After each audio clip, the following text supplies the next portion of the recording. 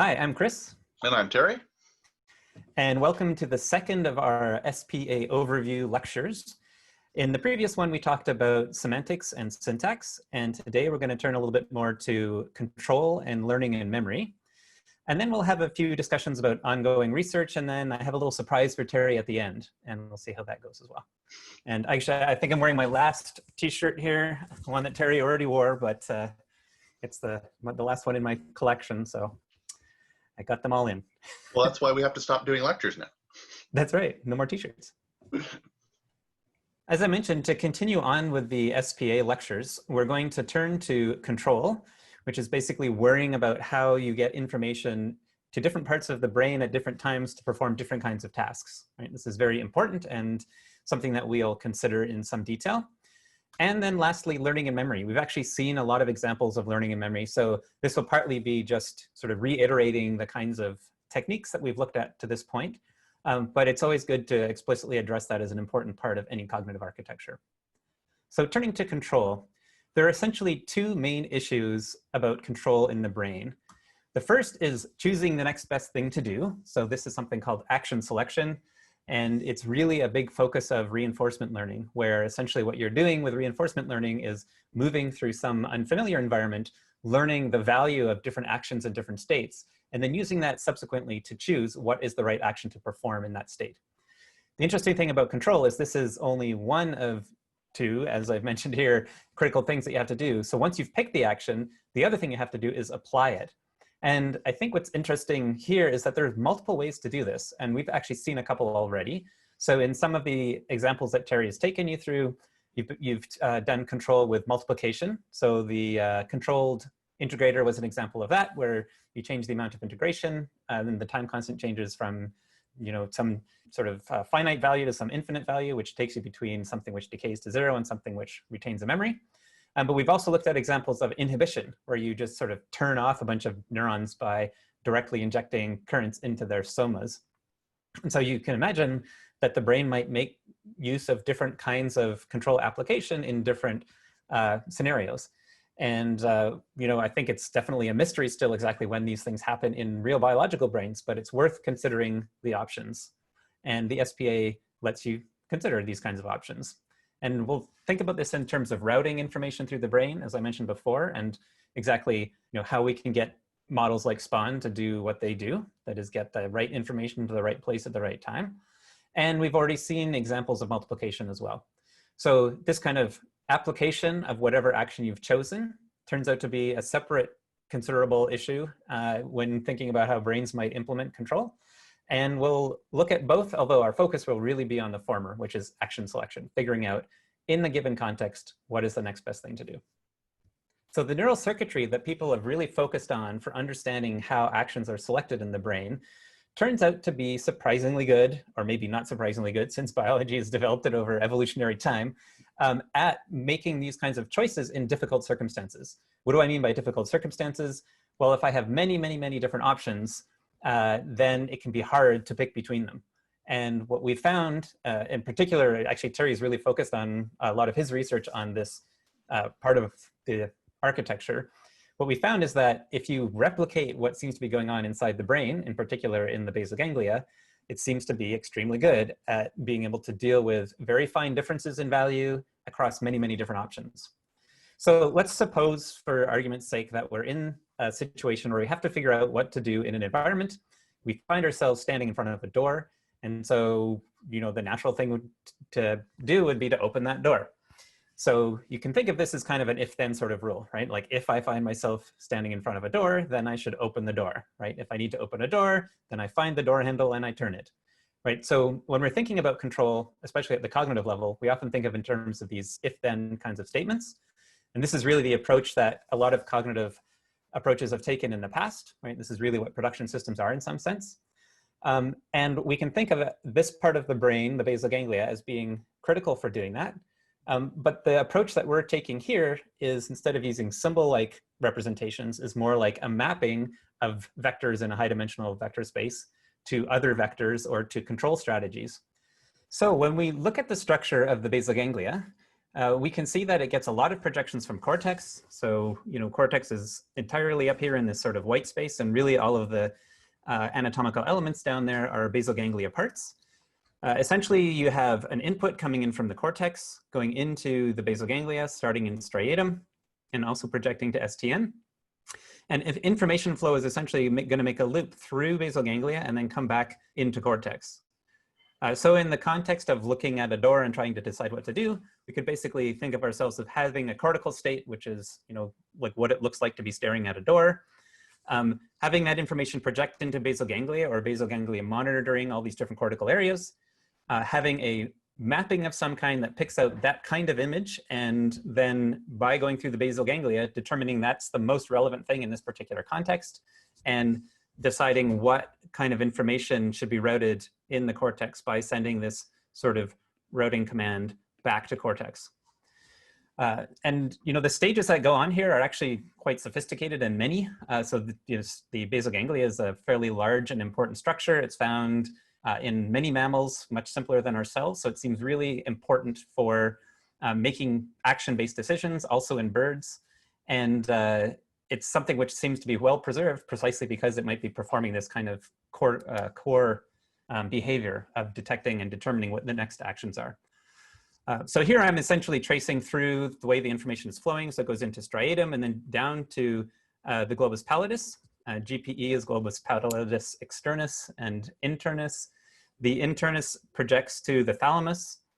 And there's a bunch of other projections in here. And really the point of drawing these out is to just show that, there's a fairly sophisticated circuit involved in both transmitting that information from cortex through the basal ganglia, but also doing things like evaluating the value of these things and learning based on those value or other signals in the brain. So this is what things like the substantia niagara seem to be important for. So it's going to be evaluation. And then we think that essentially the parts projecting out to the thalamus, so this is going to be coming from globus pallidus internus, is something like an action which has been selected, right? So this is going to be the sort of answer to what is the most valuable thing to do in this particular context. And then coming through thalamus, can think of, at this point in time, at least, we think of the thalamus as doing something like fine tuning of that choice. So it can take into account all kinds of information, again, about, what else is going on in the system, or if there are other overriding demands compared to what the basal ganglia is choosing. And then that information is sent back into cortex. And so we refer to this as the Cortex-ganglia-thalamus loop. You can see sort of things going around in a big circle here.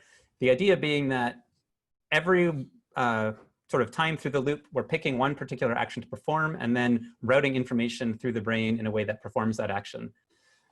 The evidence seems to be that this loop takes about 50-ish milliseconds to perform, with all kinds of interesting details to fill in there. Like sometimes it's longer. Why is it longer? What happens if you change the time constants of all of the neurotransmitters being used through the basal ganglia, which happens to be rich in GABAergic neurotransmitters and receptors? So, these are all kinds of questions that we've dived into to quite some degree. And really what we're going to be talking about today is mostly from the functional level. Like just if you have a basal ganglia, what does it let you do? And in particular, what does it let you do surprisingly well? And from a scaling perspective, how does it scale? And what is it able to do better than other ways of selecting actions, of which there are many? So if we take that purely functional kind of perspective, we probably want to focus on two major components to this loop. One is the input matrix here, which I have called MB, and the other is the output matrix MC. So these are the places where the basal ganglia is sort of interfacing with the cortex. And we can summarize this in sort of semantic pointer terms as being this input matrix MB is comparing the cortical state, so whatever is being represented in cortex, with all of the known semantic pointers, where known semantic pointers are kind of the predecessor of a mapping, right? So if we turn it into the simplified if-then case, we would say, if there's a door, then find the door handle. So this would be if there's a door, would be one of the sort of elements in that matrix. And so if the cortex is representing something that looks kind of like a door, then that MB matrix will pick out that as being the sort of highest value, where value here is basically taking a dot product between the cortical state and each of the rows in the matrix. And whichever row matches the sort of current cortical state the best, that's going to have the highest number associated with it on the output side. And if we think of those numbers as being sort of the value of that state, then we can think of the basal ganglia as trying to pick what is the highest value in a fairly high dimensional space, right? So we have thousands and thousands of possible actions we could be taking and cortical states that we might want to be recognizing. Whichever one of those is the biggest, that's going to have the highest value, might be the one we want to pay the most attention to. And we often think of the basal ganglia circuitry as really trying to perform that sophisticated computation, that is, pick out the highest among these thousands potentially of values. So once that's done, then basal ganglia does what it does, and then there's a projection back out from thalamus. And in this case, we think of this output matrix as essentially determining how to map whatever action was selected back into the cortex. So if I find a door handle, I need to sort of let the motor system know that it has to start reaching towards the door handle. And so this MC would be doing something like that. So it could be updating cortical states to represent something about what you're doing now. It could be turning information flow on and off between different areas to, let's say, disinhibit some kind of motor action because the motor system can now perform what it needs to do. I finished thinking, any number of things. And in Spaun, we do sort of all of the above. So from a purely functional perspective, we can sort of think of this as acting like a max function, but it's a much more sophisticated and interesting max function than you might think. That's a very nonlinear dynamical system. But from this sort of purely functional perspective, that's not a bad first approximation. So if we're going to summarize what is going on through the circuit, basically Cortex, as I've written here, is providing, storing, and manipulating representations. So it tends to be very high dimensional, sophisticated sorts of representations. MB is mapping those into an evaluation of some kind. So picking out what is the most sort of important or relevant or related to mappings I already know about. So, rules I know how to follow. Which of those is best picked out by the current cortical state. And then the basal ganglia is going to map that to a particular course of action on the output side, which comes out via MC through the thalamus, which we can think of doing a kind of real-time monitoring or fine-tuning of the action that was selected. And we have each of those components performing essentially those kinds of functions in Spaun. All right, so with that, as I mentioned, Terry is the expert on control. And so now I'll give him an opportunity to take you through some hands-on uses of control and thinking about control in Nengo. Okay, thanks, Chris. All right, so let's start, rather than jumping all the way into the basal ganglia, I want to start by thinking about it as this max function and trying to figure out, what happens if we just try to build that using the tools that we've already shown. So let's start by making a new file. And now we're going to call this control1. So the particular example we're going to do here is, let's imagine I've got 4 different actions that I know that I might want to do. And I'm getting 4 different inputs that tell me how good each action would be right now. So one way to think of this is, so for instance, in the critter example, we had 2 actions, either go towards the food or run back to where you started from. And the thing that we used to figure out whether or not an action was good or not was, are you scared or not? And if you're scared, then run back to where you started from. If you're not scared, then go towards where the food is. So basically, we're just sort of generalizing that up to, say, 4 actions and trying to build a model that would then choose which of those 4 to do.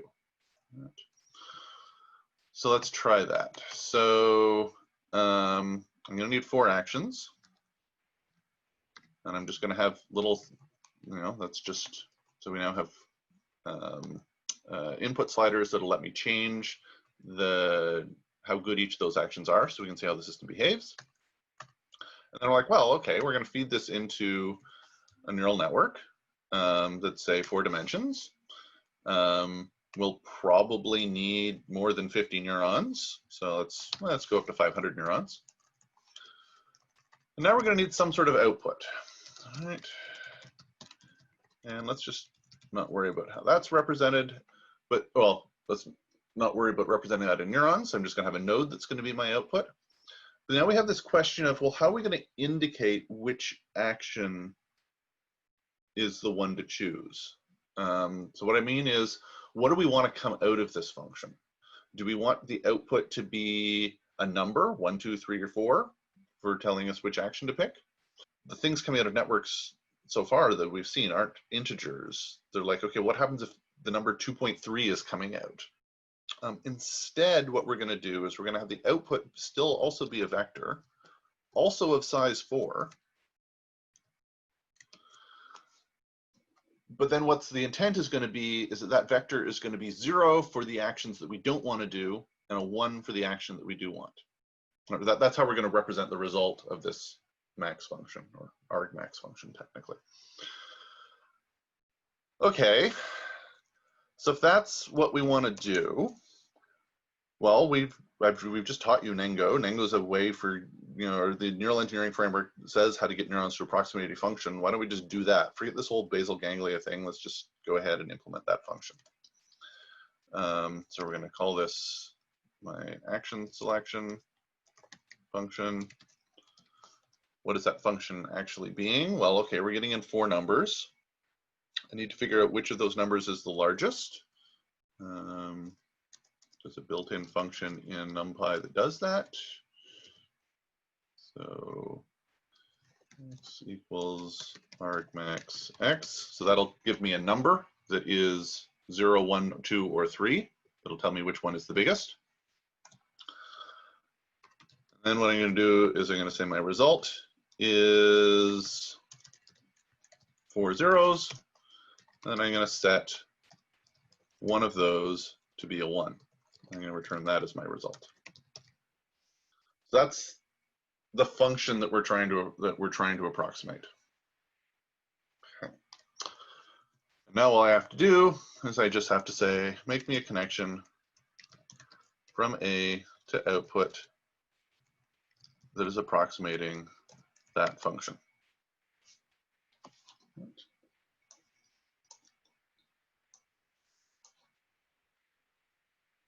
All right, so like that, we have some neurons, that, our output. And now we should be able to see how well this behaves. Save that and run it. All right, so I'm feeding in all zeros. Well, first of all, what does this function say we should do? Oh, with all zeros, this behavior isn't particularly well defined. So we might want to have, at the moment, the way this function is encoded, feeding in all zeros should actually mean that the first option gets chosen, because that's how argmax is ending up being defined. That seems a little weird. So maybe what we would also say is that if everything is below 0, if the max of everything, if everything's small, then just return all zeros.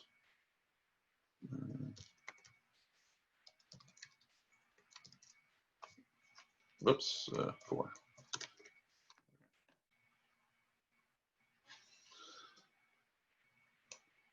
That still didn't do much here. All right, so this output is still not being all zeros in this case, even though we've asked it to be. I can start having, okay, if I make one of them reasonably large, all right, cool, all right, it outputs a 1, it's doing what we want. Good, I can pull this one back down, I can pull this one up. All right, seems to, it's not quite going up to 1. Same thing here, I can do that. It's making reasonable choices. What if I sort of have that one up and then I bring this, whoa, hold on, what? So there we go, now it's trying to choose both things. So that's definitely not a good approximation of this function. All right, it'll start being okay as long as there's a little bit of a difference here. It's going to have, the basic result that we're seeing here is neurons are having a hard time approximating this function, because this function really should be outputting zeros and ones and nothing else. And we're not getting anything like that sort of behavior here, unless the inputs are very, very distinct. Okay. In general, this sort of problem seems to happen. Certainly, if you increase the number of neurons enough, you can approximate any function you want to any degree of accuracy you want. It's just, you might get a very, very, very big number here. And that number starts growing even larger as you add actions. So if you had, say, 5 actions or 6 actions or 7 actions, or, you know, if you wanted to, how many different, you know, basic low-level actions can humans do? I'm going to say that there's at least hundreds of thousands. This doesn't seem like it's going to be a method that is going to scale up particularly well. Okay. So that's why there's this search for other methods. This is an extremely nonlinear function. I mean, yes, in normal code, you know, in computer science terms, this is, you know, one of these basic, easy, one simple function. Neurons find it very difficult to approximate this function. So we want other approaches for doing this. Now, before we jump to the basal ganglia, there is another sort of intermediate answer that often comes up when people are talking about neural networks doing action selection. And this is the winner-take-all circuit. So the idea here is, well, if we just have a group of neurons for each of the 4 actions, and if they inhibit each other, then the one that has sort of the largest input should win that mutual inhibition. Everyone else should be inhibited, and then we'll just end up with one item, or just one element that is left, that is selected. So that's the standard winner-take-all circuit that appears in a lot of artificial neural networks. That's different from what we've built here, because that involves recurrent connections. Right? And what we've asked Nengo to do here is we've asked it to find me the best feed-forward network for approximating this argmax function. But we can also sit down, we can say, all right, let's go ahead and build the this more winner-take-all type circuit. So I'm going to do a quick example of that. How are we going to do this? Well, we're going to save this as, I don't know, winner-take-all. So we give it a new file. Let's go ahead and we're going to keep the same input, but we're going to get rid of everything else. And what do we need? Well, the idea with a winner-take-all circuit is you've got 4 different groups of neurons, or in a traditional artificial neural network, it would just be 4 different nodes, 4 different neurons for each thing. So we're going to make 4 ensembles. There is just a shortcut in Nengo for making multiple ensembles all of the same type. And so we're going to call that, so that is called an ensemble array. So it's just a shortcut for making 4, you know, some number of ensembles, all of which have exactly the same properties. And then I'm going to be treating as a group often. So again, it's not introducing anything new. Whoops. It's just some syntactic shortcut. So each of these ensembles is going to have 50 neurons in them, and the number of ensembles is 4. Okay, so that's going to make us this box. And if I double click on this box, you see the 4 ensembles. It's also made us a convenient input and output such that if I connect to this input, that'll take that input and that'll be a 4-dimensional input, and the first item is going to go to the first ensemble, the second one to the second ensemble, third one, fourth one. So that's going to mean that we can, instead of making 4 different connections into these ensembles, I can just do a connection from stim to A. To A's dot input. There we go. So now that is going to show us those ensembles, or feed that input into those ensembles. And then instead of making a plot for each of those, I can right click on this output and pull up a value. And this is just a concatenated output from all of those. So, yay, yay. So those are 4 totally separate ensembles. And we're just sort of, we have this nice convenient input and output plotting for them. but conceptually they're 4 separate ensembles, as you can sort of see in the diagram. All right, now in a sort of a winner-take-all circuit, when people make them with normal artificial neural networks, there's some sort of nonlinearity that is being computed by each of these, which is normally what in an artificial neural network, people would call this a neuron. It's actually a group of neurons for us. But there's usually some sort of nonlinearity happening there. And what we would really like is, okay, and we know from the NEF stuff, okay, we can get, if we have a group of neurons, we can compute some nonlinear function. So we're going to do that. So we're going to pick some nonlinearity, and we're just going to predict a thresholding nonlinearity. Return if x is greater than 0, return 1, else return 0. Certainly the neurons are not going to perfectly approximate that function. They'll approximate some sort of smoothed versions of that, but that'll be fine. That'll just mean it'll actually be more of a sigmoidal nonlinearity, but that's going to be fine for our purposes. What I want is to have this function being computed for each of these ensembles. And so again, there's this syntactic shortcut in this ensemble array class to do that. I'm going to add an output. I'm going to call it threshold, and it is this threshold function. And now we get a new little output here. And this output here is the concatenated together version of all 4 of those functions that's thresholded. Right. Again, I can pull up a value and show all 4 of those. Okay. Okay. All right. So, fine. We were having a bunch of neurons computing those functions. How do you implement a winner-take-all with that? Well, the traditional way of doing that in a artificial neural network is to do something like mutual or self-excitation and mutual inhibition.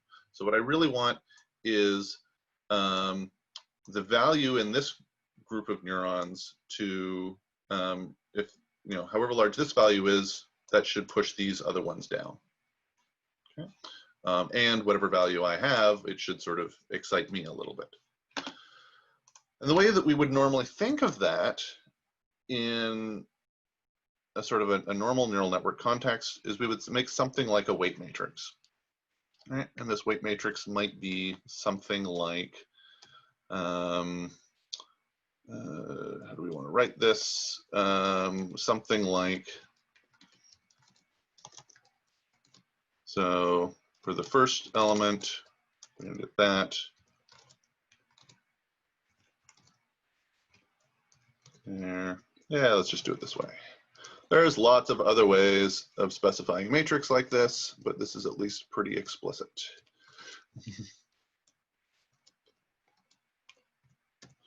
Okay, so that's sort of a weight matrix, but this is a 4x4 weight matrix. We have 50 neurons in each of these groups, so really we need a much larger weight matrix. That would be the actual weight matrix between these neurons. But the nice thing is, with the components that we've seen already, we can actually just go ahead and tell Nengo to make use of that when it's building the full network. And that's just by taking a connection from this A threshold back to its own input and setting this as the transform. So we gotta be really careful what we're doing here. I'm not saying use this as the weight matrix between neurons, because there's a heck of a lot more than 4 neurons. What I'm instead doing is I'm saying, hey, look, this is the transformation that you should be doing in the 4-dimensional space that we're representing. And so that's just using exactly the same transform that we've seen before. So in previous examples, we've had transforms like 0.5, which is just multiply everything by 0.5. This is just multiply things by this matrix. But conceptually, it's exactly the same thing.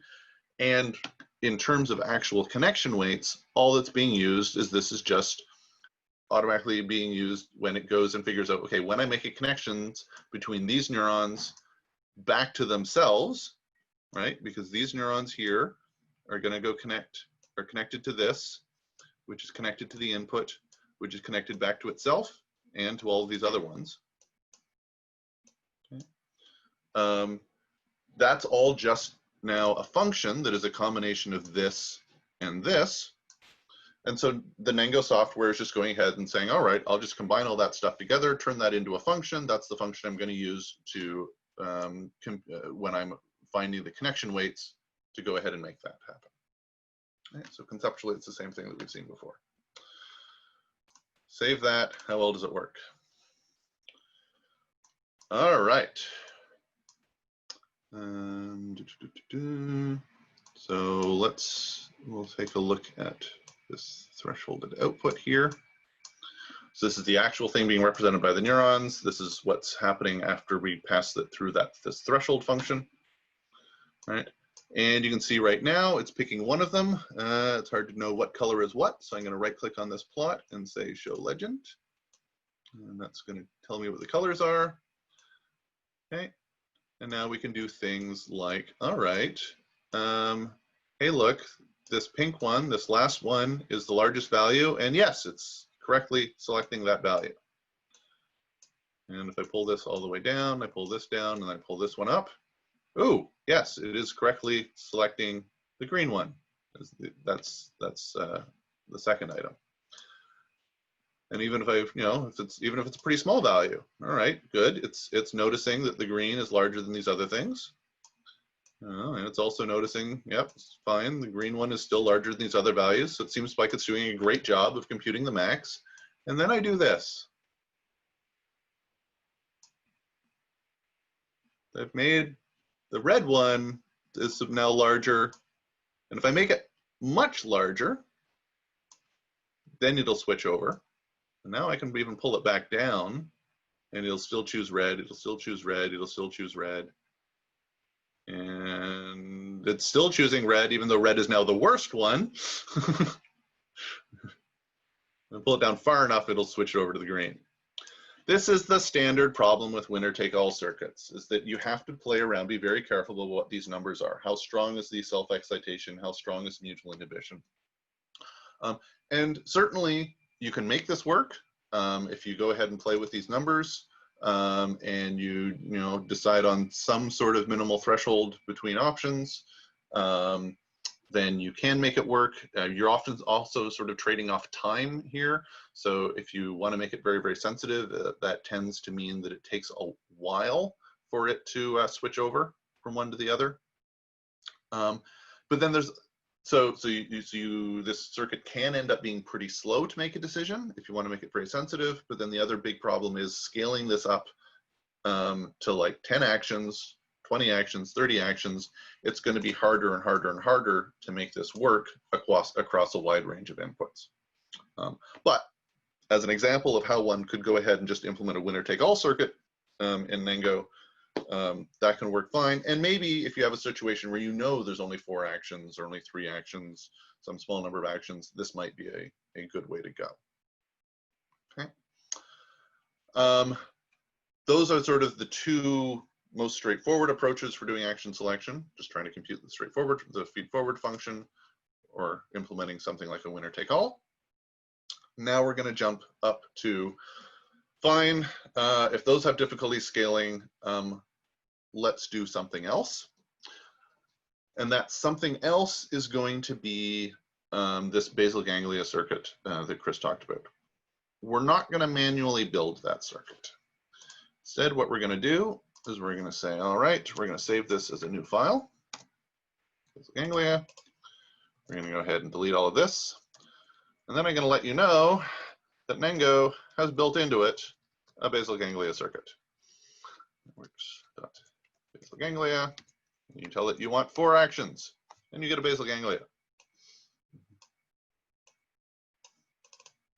And it's got a bunch of components. It's got a striatum, it's got a globus pallidus, internus, externus, it's got a subthalamic nucleus, STNs, all the basic components that Chris talked about. And you go dig into them, they're all these same ensembles things. And it's actually built using a very similar technique to what I just showed, but to what I showed for the winner-take-all circuit. The actual math for it is from a paper from Gurney, Prescott, and Redgrave. where they define this circuit in terms of traditional artificial neural networks terms, and we just took that circuit and implemented it in NEF, in Nengo, just directly. And so if we take this and feed that into the basal ganglia input, oops, helps if I connect things after they're created.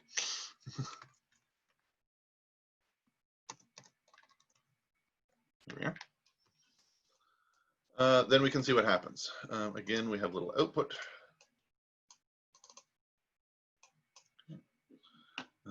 Save that, run that.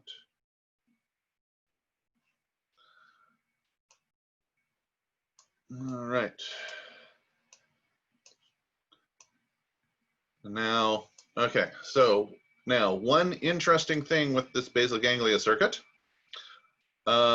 is instead of having ones and zeros as its output, it has zeros and minus ones. So that is the one that has value is 0 is the one that should be selected, and then all the other ones should have negative outputs. The reason for that is that turns out to be biologically just what happens is the output of the basal ganglia is inhibitory, and you tend to find that pretty much all of the lots and lots of outputs are firing with inhibitory weight, or there's inhibitory neurons firing, and then for the action that is being selected, some neurons stop firing.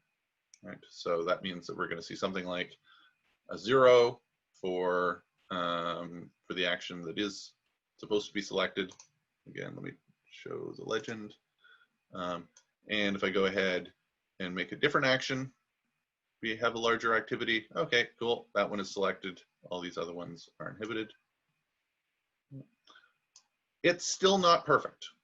There's still going to be situations. So for instance, this situation here, where sort of both of these actions are kind of being selected. There's a bunch of ones off the bottom there. So I'm going to set the range on this plot to -2 to 0.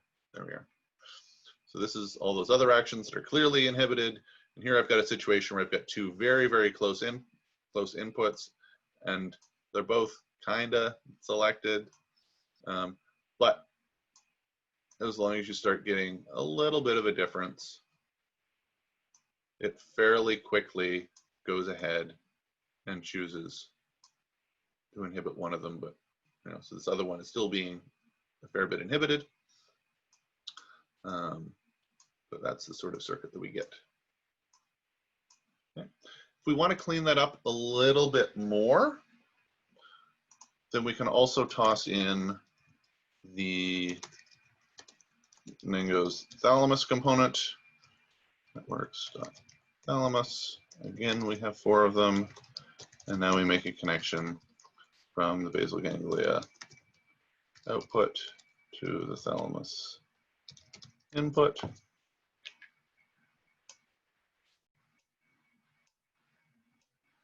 Okay.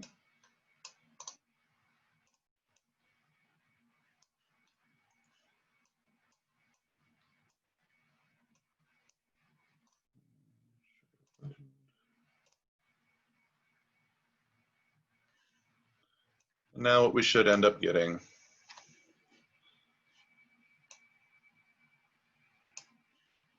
is a fairly clean, please choose which one is the best. Okay. The thalamus implementation that we're doing here is doing a little bit of a winner take all on top of what the basal ganglia has been doing.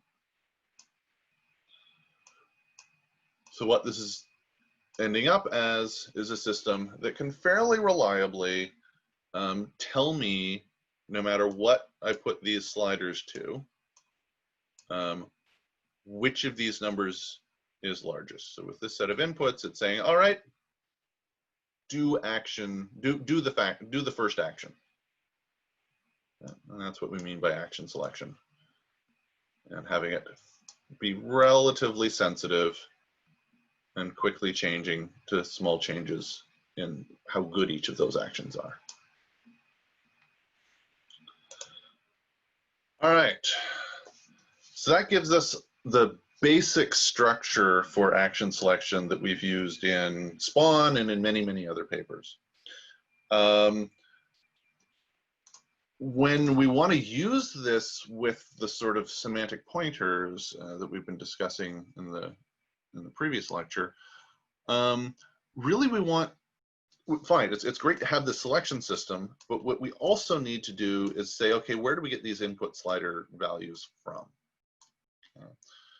And as Chris was saying, what these actions are likely are being is some sort of, well, given my current state, that should allow me to compute some function that then says, okay, how good is action 1 in this state?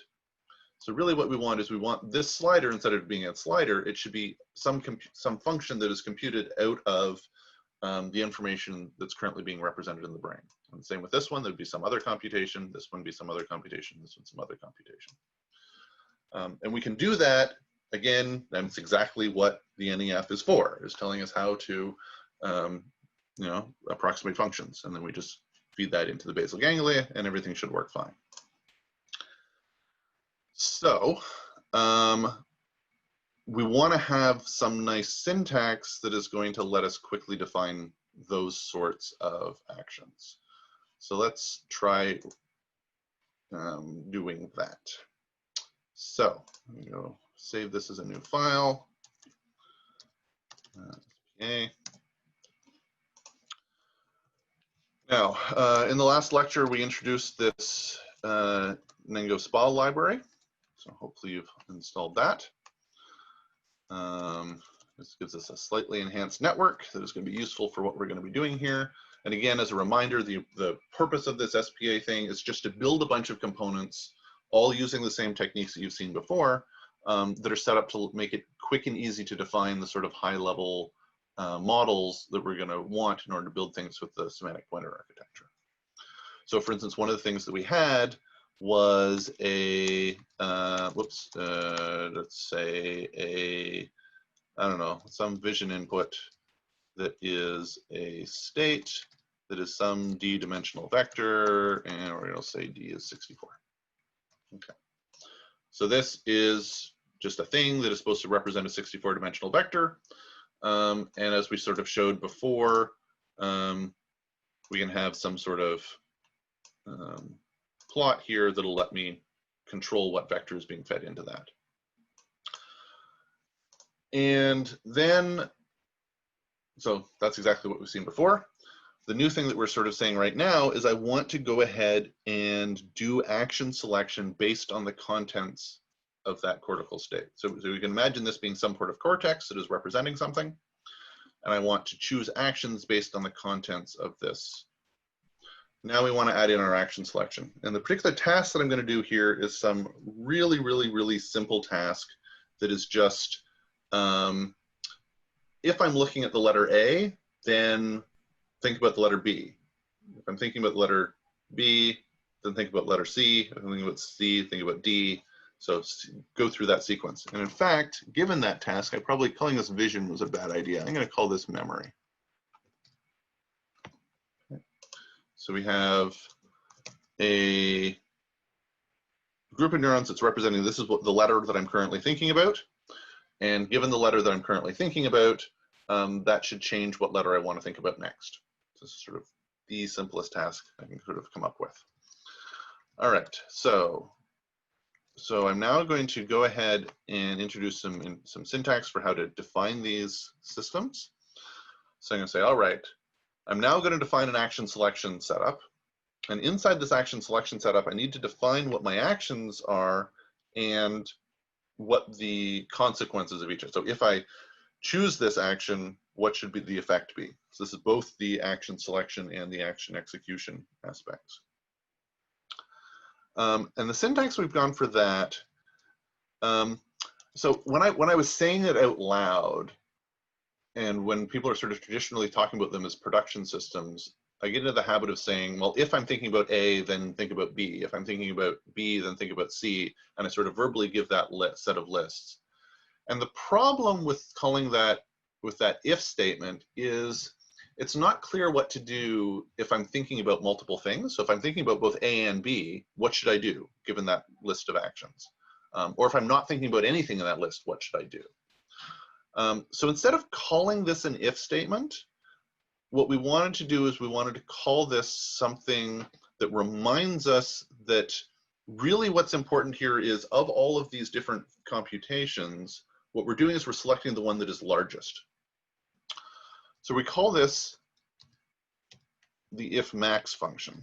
So, and what we're going to specify here is the computation that tells you how good this action is, and then the consequence. Okay? And the computation that tells me how good this action is all right, do the dot product of whatever is in my memory and the semantic pointer for the letter A. Okay, so I'm computing a dot product. So basically I'm just specifying the math here. And I'm specifying the math in a little bit of a weird way. I'm not specifying a separate function. If you want to go specify a separate function and do it with the normal NEF term or the normal Nengo approach, that's totally fine. We find that it's pretty common that what we want is we want the dot product between some things. So we've added this special syntax. And then we need to say, okay, what is the consequence of this action? The consequence of this action is going to be take the symbol for B and send that to my memory. Okay. And this arrow syntax is also something, that's the thing that we introduced before. And the last thing, this is a little bit of an interesting usage of it, where not only am I sending, instead of saying, take the contents from one spa.state element and pass it to another one, instead I'm just saying, hey, just send this constant there. And I'm putting it in this context of only do that if this is the largest of all of my actions. If this computation there gives me the largest result out of all the actions that I know. And again, I can go on and do that to these other ones. Memory and the symbol for B. So if I'm thinking about a B, send that to memory. And so on, and so on, and so on. So we're not going to do the entire alphabet, but we will, whoops, E, A, and we'll have it cycle around. Now, what the heck did that build? What that built is a memory system, the basal ganglia and the thalamus. These are the same components that we just built manually, but it just went ahead and built them ourselves. And we can see that it's sort of added in these sorts of connections that are just going ahead and computing exactly these functions based on that input.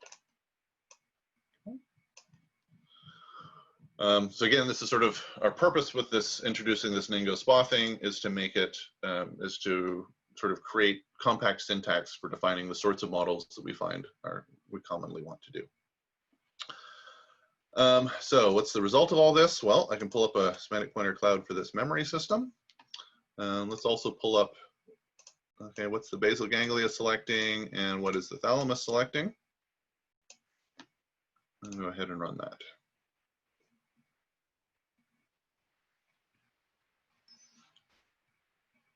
Okay. Now at the moment we've got nothing in memory. So I'm going to feed in something in memory just to sort of pick it, because really what's happening right now is none of those actions are being particularly active. Okay, so I'm forcing my memory to be A right now. I'm now going to take away that forcing.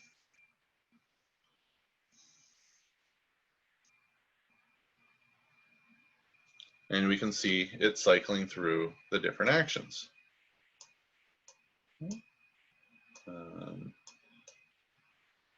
So it's, and so what's happening is this whole network is now doing this cortex basal ganglia-thalamus loop. We can see which action is currently being selected. The effect of that action is to update our memory and to have this whole process happen. One thing that I find fascinating about this process is the timing of how long this happens there's really very little that we can do to control that timing, because most of that timing is about how long it takes the basal ganglia to do that sort of action selection and to switch its output based on changes to its input. And that's pretty well controlled by the time constants of the neurotransmitters in the basal ganglia, and they've all been set to reasonable defaults that are the sort of thing that you find in biology. And so this cycle itself is basically under the control of that. And if you go ahead and look at the timing on this, I know Chris mentioned earlier that the value from the cognitive modeling literature and from tons and tons of cognitive psychology type experiments is that it takes something like 50 milliseconds.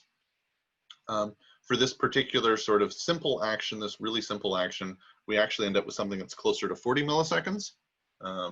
And we will end up showing something that's a little bit longer as well. So this becomes an interesting biological argument as to where that timing comes from, why it is that humans have some sort of 50 millisecond cognitive control cycle time. But that's sort of a separate point that this might have interesting, say something interesting about psychology. But the main point that we're trying to make here is that you can use these components to go ahead and build actions where the only thing you have to do is specify, well, what's the effect of the action? And what's the calculation that I want to do in order to say how good is that action right now? And the action selection system should at any point choose the largest of these. One thing that I will point out in here, I had that weird thing at the beginning where it didn't choose an action at the beginning. One common thing that I'll often do in here is I'll add another action that just has some sort of low default, like, I don't know, 0.4. So again, similarly, so all of these different actions, this is the calculation to do to find out how good it is. Well, this is how the calculation to find out how good it is. So it's just a constant of 0.4. And so if I'm not thinking about anything, then send A to memory.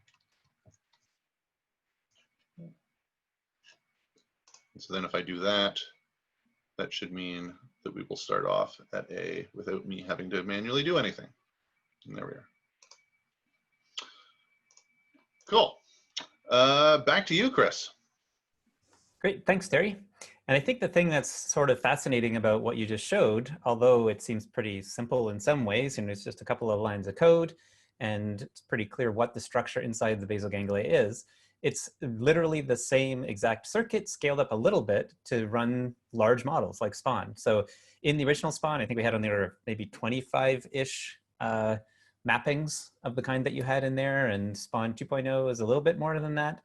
But it's surprising how just a few of those well-selected actions can actually go a long way to doing all kinds of different behaviors. And I thought at this point it would be useful to actually look at that in a little bit of detail. So what happens when we take that kind of circuit and put it into the core of a much bigger overall network, which has a vision system and all that kind of good stuff. And of course, that gets us to Spaun. So I believe I briefly showed the Spaun anatomy in the very first lecture. And here it is again. And here I can just draw your attention to the middle part here. All of that is basically what we just saw, right? That is the basal ganglia, it's subcortical. It's getting inputs from across cortex and deciding how to route information between all of the different components depending on what the current state is, right? So it's acting exactly the way that we just saw. So if we look at a particular example, we can understand how that anatomy actually turns into something functionally interesting. And what I'm going to do now is take us through one simple example. It's going to be the working memory example that Spaun does. So Spaun does serial working memory. You give it a list of digits and it reports them back. And here we can now sort of look into the details of that and I think get a pretty good understanding of what's going on given the background you've had to this point. All right, so let's dive in. So we're going to begin by showing a visual input to the visual hierarchy. So here we have the image coming in, just a raw set of pixels going into the visual system through this visual hierarchy. And coming up the top, of course, will be some kind of compressed representation, a compressed version of that 2, which we would call a semantic pointer. At that point, the action selection system, i.e. basal ganglia, is going to be down here. It's going to look at that 2. It's going to say, oh, it's a 2. and it already knows that it's in a serial working memory task. So then it would allow information coming through the visual system to flow into the memory, right? So it's essentially going to be controlling this gate. We can think of it as a sort of simple gate. And when it does that, the information will then go into working memory. Then you'll have a 2 sitting in working memory. Then we might get a new input, which is a question mark coming in through the visual system. So again, that's going to be turned into a semantic pointer, which is going to be monitored by the action selection system.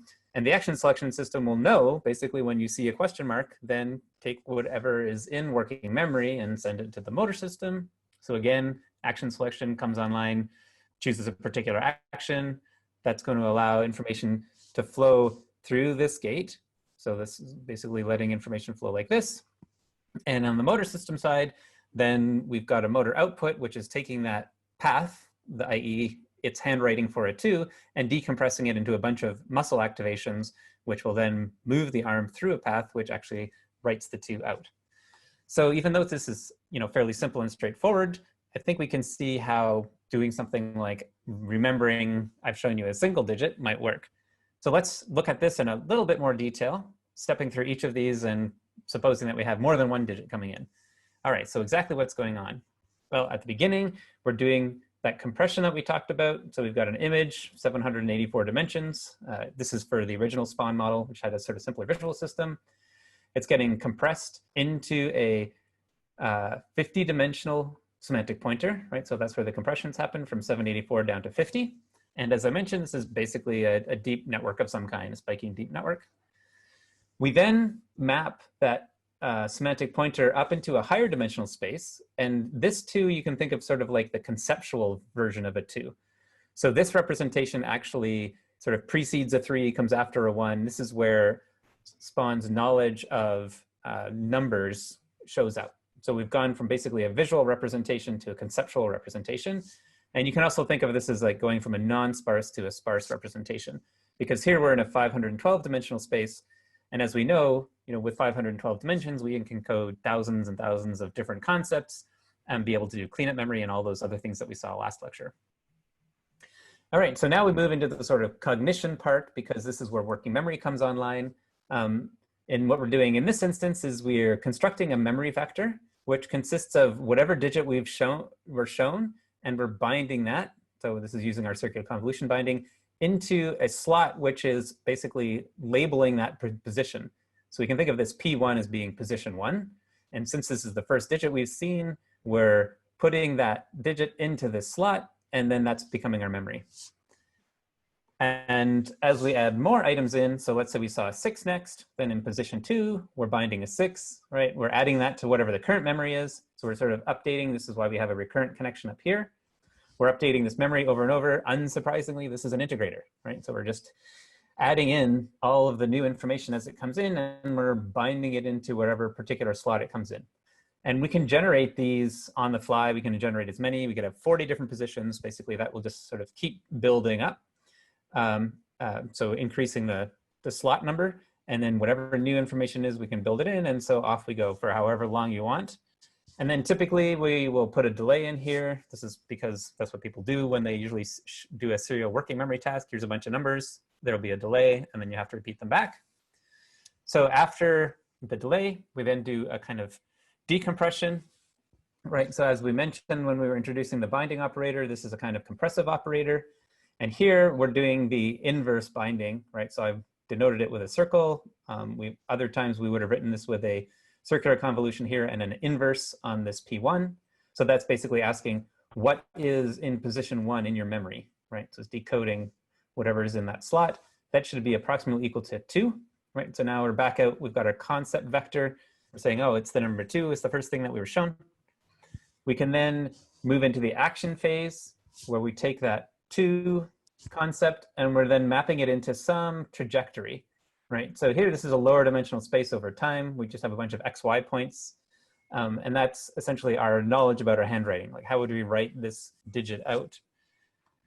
We're then going from that 2-dimensional space to the 6-dimensional space. So this is another kind of decompression. We're going from a low dimensional space to a high dimensional space, where in this instance, we're looking at the muscles.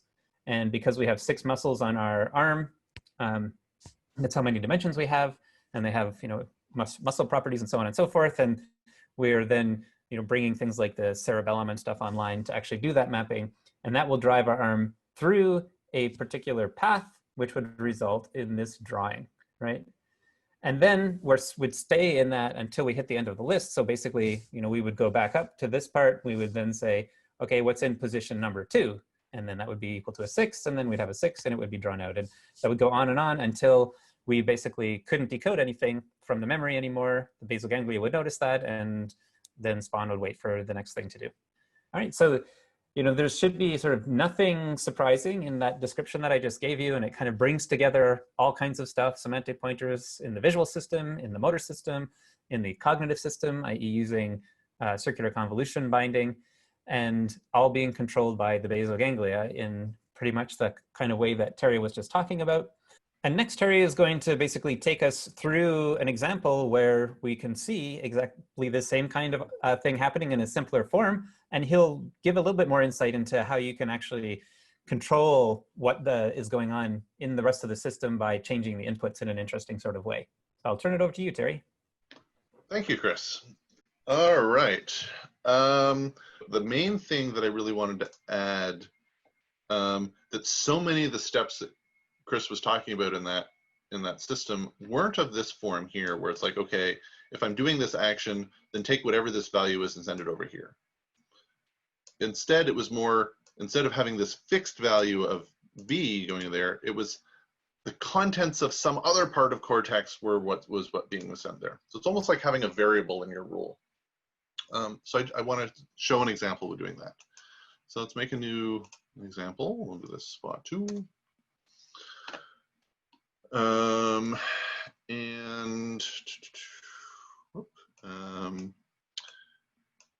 The same setup, we're all set here. So what I want to do is I've got this memory system, but let's say instead of always starting at A, which is the current system, let's say what I want is to start at whatever my vision, that I can visually show it something, and that's where it should start. Okay. So I'm going to have this other input, or this other cortical state. Okay. And what I want to do is I want to say, this default one, instead of it being always sending A to memory, the only thing I'm going to change is I'm going to say, all right, send whatever's in vision to memory.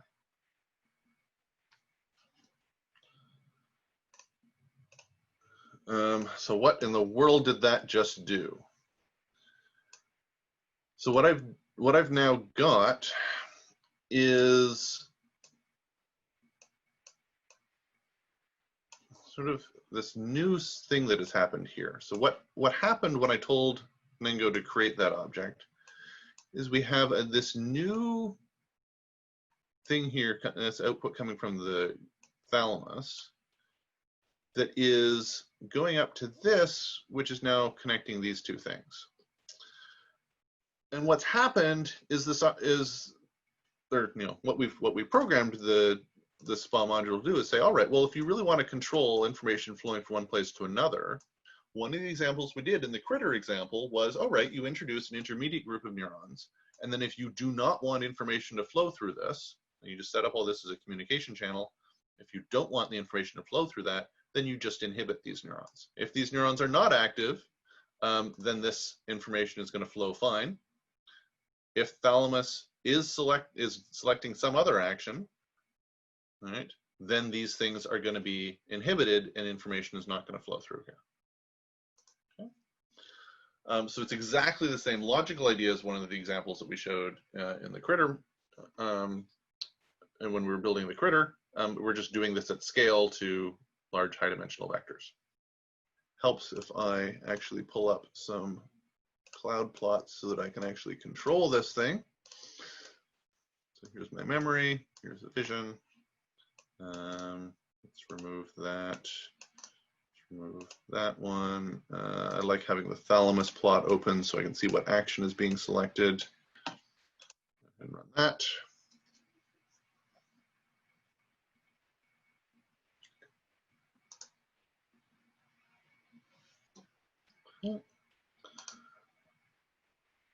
So I'm going to set my vision to D. Oh, whoops.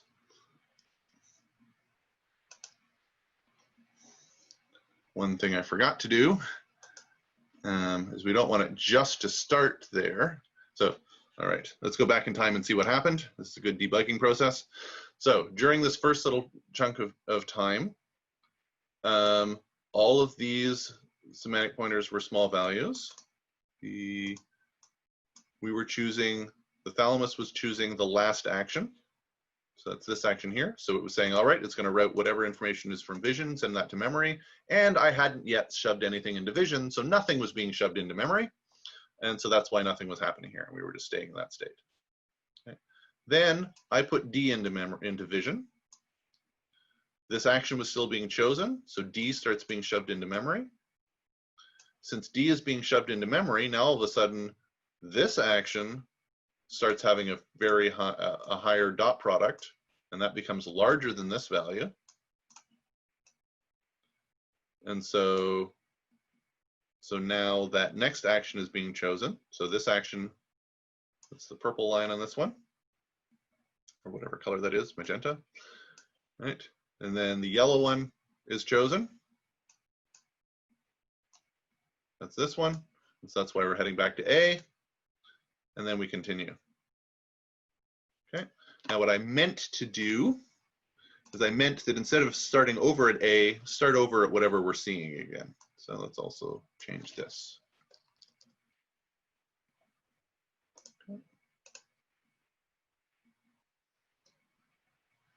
Try that again.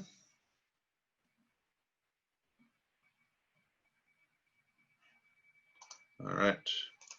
I'm going to set this to try B this time. Okay. Oh. Now, of course, we have this interesting thing where, hold on a second. So B is being shoved into memory. Now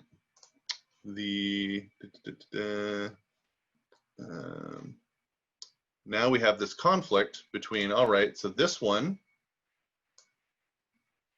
is definitely being chosen. This one has a large value.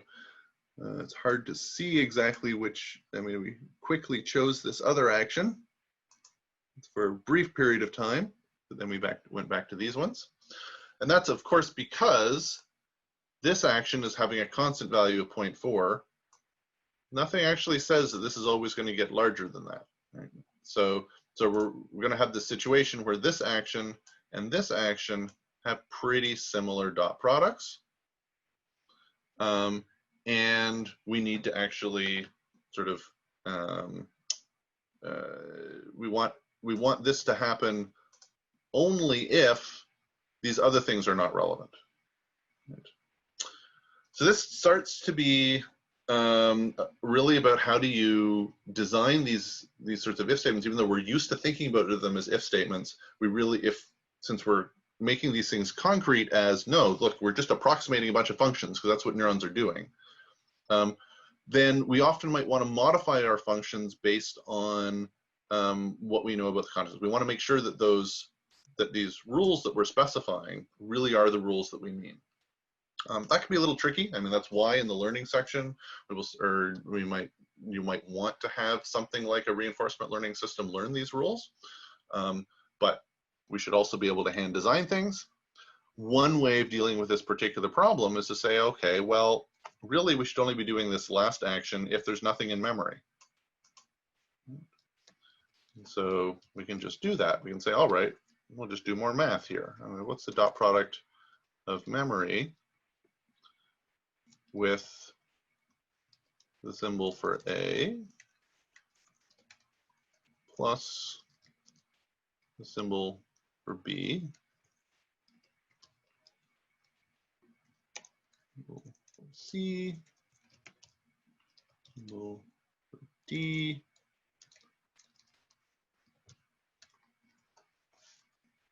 okay, and just, yeah. Okay, now this again starts showing interesting conflict between, or sort of tension between the traditional if-then way of specifying a rule like this. Because now this looks like it's a really hard thing when specified in normal symbolic logic terms. It's check if your memory is the same as A, or if it's the same as B, or if it's the same as C, or if it's the same as D. And in any of those cases, then don't do this action. That's what that is logically. But you'll notice that the way I've written it here, really, this is just add together all those vectors. It is no harder to do this computation than it is to do one of these computations, because it's just a dot product between two vectors. Right? This is sort of the weird, unintuitive aspect of, of what simple means is it easy for neurons to approximate the function, not how complicated is it to write out the function in terms of normal logical terms. So if I go ahead and do that,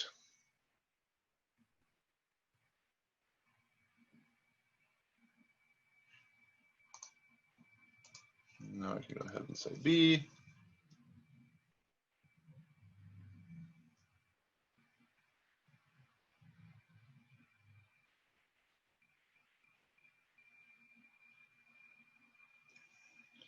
And there we have our system. Okay. And then of course, if I keep that running, so the memory is starting counting based on where I am, where I'm specifying. If I go and change where that is, then it should go ahead. Go ahead, there we are. DE.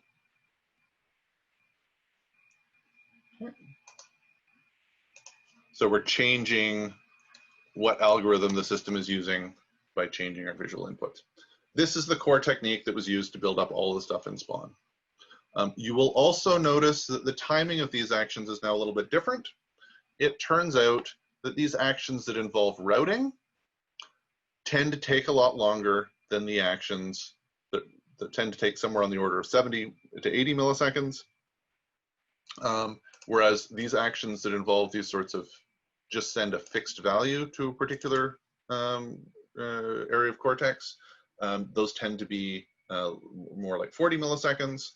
And we've suggested that this might be an interesting explanation of both where the 50 millisecond cognitive cycle time comes from and why there are some experiments where they show that in simple tasks it's closer to 40 milliseconds, and sometimes in other tasks longer, more like 70 and 80, and so it could be that 50 milliseconds is more of an average measure. In any case, but this sort of idea of specifying more and more complex functions and building up logic based on these combinations is how we built up Spaun. And I also think that this example I showed of, sometimes this can get a little bit finicky. Why did I pick 0.4 here? What maybe 0.5? Would that have been more stable? Would that have worked better? That to me is exactly, on the one hand, the interesting challenge of how do you program in a particular algorithm?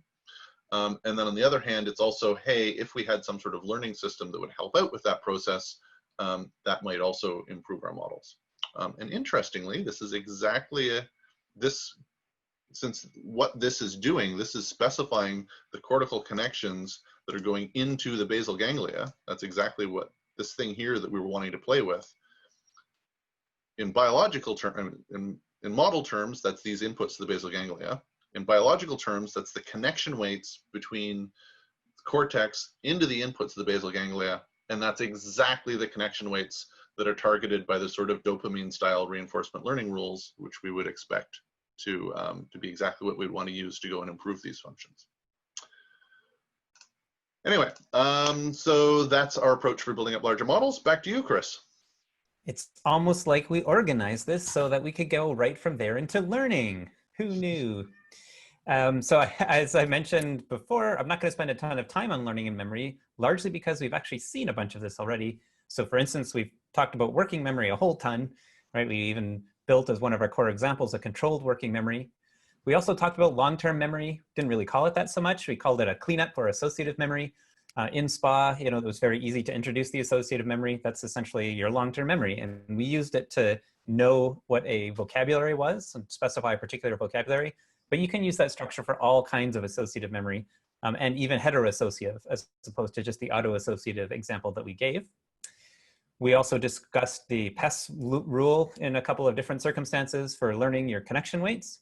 And again, that's the kind of thing that you can leverage all over the place, and particularly in online learning kinds of tasks. And there's a lot more to discuss, and there's many more tools in Nengo. So I'm going to enumerate a couple of those for you here. One, which is a lot of fun to play with, is learning those associative memories. So I mentioned we have long-term memory, and you can use this associative memory structure, and we have a couple of examples of that built into the SPA library. We've also done a lot of interesting work learning those memories with the Voja rule. Of course, this is something you want to do. You want to be able to learn your long-term memories. And there's also been a lot of interesting work out of Jelmer Borst's lab, where he's been also exploring what happens if you learn these memories and modeling all kinds of interesting psychological phenomena. And I think there's a lot more to do there, but that's something, again, which the libraries make that fairly straightforward. As Terry mentioned, we also care about other kinds of learning. So he mentioned reinforcement learning. That's something which actually I think he'll give you a quick example of in a moment. We've also done other kinds of unsupervised learning. So, you can generate all kinds of interesting rules. We've looked at things like hierarchical reinforcement learning. So, this is a case where as you want to build more and more sophisticated behaviors up, what you'd like to do is build on top of the simpler behaviors that you've already learned, and hierarchical RL is great for that. So we've built, using the same basal ganglia model, a little bit of an extension to it, some examples which show how hierarchical RL can work in the brain. Things like combining the influence of between long-term and working memory. So this is quite an interesting one. There's something called the Hebb effect, which basically demonstrates that if you do a bunch of working memory tasks and there's some structure in there, your long-term memory will pick up on it and actually influence how you perform subsequent working memory tasks. We have a paper that was actually just accepted to Psych Review, which is pretty exciting. So it should be out later this year, describing that in some detail and actually introducing yet another interesting learning rule, which is great for doing learning, which is less prone to catastrophic forgetting and really effective in that particular kind of task, understanding the relationship between long-term and working memory. We've also talked about deep learning. So of course, there's a ton of things to do there. And Nengo has, an entire library, Nengo DL, dedicated to letting you use that sort of thing inside Nengo, and so on and so on. So lots more that we're not really touching on. And, lots of projects are often based around exploring all these kinds of learning when people come and, work for the 2 weeks on a project. And yeah, it's just kind of, we had to pick things to choose to tell you and things not to tell you. And so tons more to do there, but we won't get into it right now. So instead what we'll do is we'll just finish off the SPA overview by getting Terry to give us an example of what one slightly more sophisticated kind of learning looks like inside Nengo. For this is sort of a larger example. The code for is available. We'll link to it in the video, so you can just go ahead and grab it. For a lot of these learning tasks, you need some sort of environment for the system to interact with, to learn based on. So that's like the bulk of the code in this task is actually defining a simple little environment, using a little library that I put together that lets you sort of quickly define a map and have a little agent run around in the map. And so that's one thing that's doing, is that's going to sort of show off, hey, you can integrate simple little environments into Nengo. As far as the learning is going, what we're doing is this is just going to be a simple environment where the system has 3 actions: go forward, turn left, and turn right. What it's going to be learning is it's going to be learning those input functions to the basal ganglia. So those functions that tell it, given my current state, which of those actions should I be doing? The state is going to consist of a couple different range sensors. So actually, let me just hit play so you can actually see something. All right, so this is my little agent, this little blue triangle. It's got 3 actions, and the action that's currently being chosen is shown here in the thalamus. I think blue is the go forward action, and then red and green are going to be the 2 turning actions. The state information, so the stuff that was in Cortex in the example we were just showing, is 5 different laser range. So just how far away is an obstacle in 5 different directions in front of me. That's this data over here. And we're using the basal ganglia to go ahead and select an action. And you can see it's now turning to the right. It's turning to the right, so it's choosing the green action. And now it's going forward. And then it hit the wall. Right. Now, in order for it to drive this, so what's driving this learning? So we're doing a very, very simple learning rule. And the learning rule is indeed exactly one that we've seen before. It's the same prescribed error sensitivity, the PEZ rule, sort of the neural version of the delta rule. And it is just directly learning this function that is mapping from that radar data, that input sensory data, into the basal ganglia. And what we're doing is we're just saying, all right, the rule is going to be based on some sort of external punishment signal.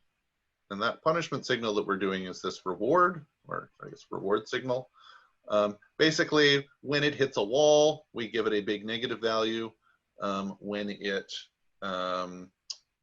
moving forward, then we give it a positive value. So there you see it hit the wall and the reward dropped down. It's not moving forward at the moment, so it's got to go to 0 reward. Okay, now it's moving forward. And so now we're getting a positive reward, and that's all good. And then all we're doing is we just made the rule, the learning rule. So when we specify the learning rule at the very, very beginning of this set of lectures, what you always had to do is you had to specify what your error was. And in this sort of case, and so normally when we think about an error, it's sort of, oh, there's some desired output value. And it's the difference between the actual output value and the desired output value. It's not quite what we're doing here.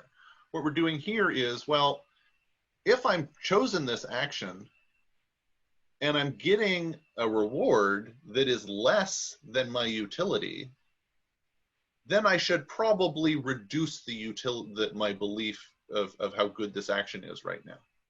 So it's not technically an error signal. There isn't really a correct value, but it is at least saying, hey, whatever value I've got right now, it's too big. And equivalent, and also the other actions, also probably the ones that I'm not choosing right now, they have a value that's too small. Right? So then the only thing we have to do in order to implement that is just to go ahead and have that computation be the error signal. Right? So that's exactly what this code down here is doing. It's going ahead and saying, all right, go and compute the error signal in that way, and then feed that into exactly the same learning rule that we've been seeing before. And then what will happen in time, this is always the problem with doing some sort of learning rule online. Ooh, here we go. There we are. Is it really just going to sit there and spin? No. Okay, there you go. Good. Good. Oop. Move forward a bit. There we are.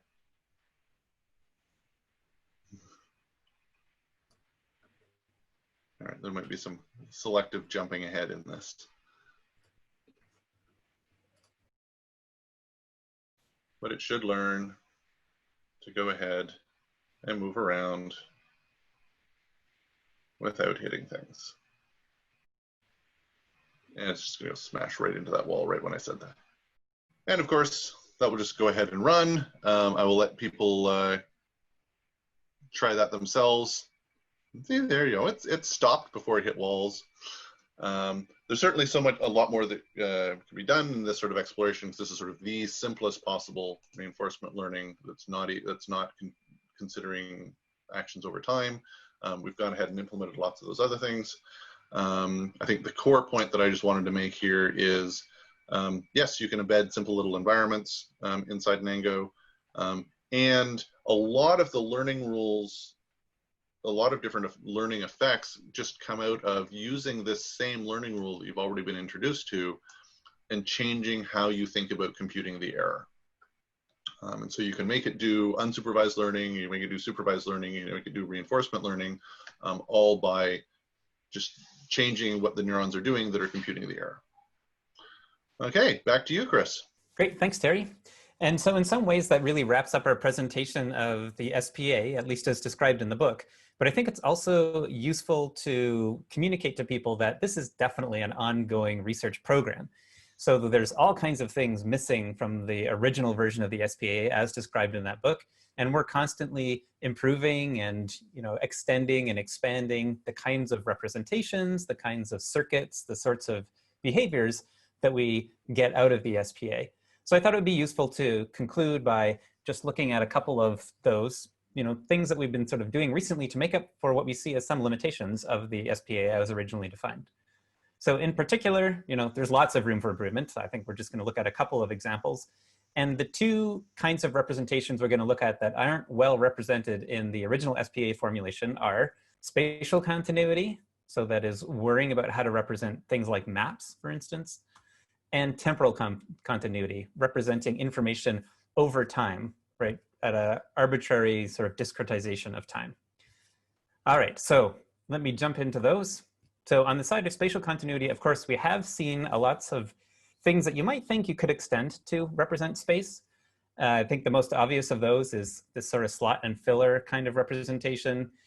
So, that is most naturally thought of as all the kinds of representations you tend to find in data structures in computer science, for instance, right? So you have things like arrays and trees and hash tables and graphs. All these things tend to be fairly discrete, where you have a slot, which is, well-defined and unique, and then you have fillers, and you can, make all of these things I just mentioned out of some combinations of slots and fillers.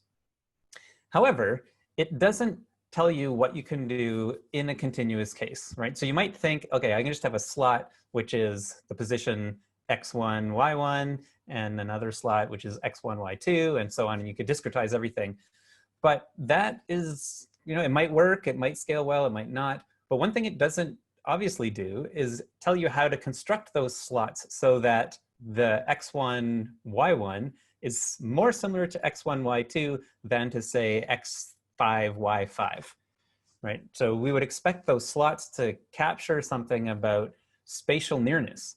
And right now, when we generate slots, they're very discrete, right? So you have slot number 1, slot number 2 is supposed to be very different from slot number 1, and slot number 3 is very different from slot number 2, and so on. All right, so that's kind of the problem that we had.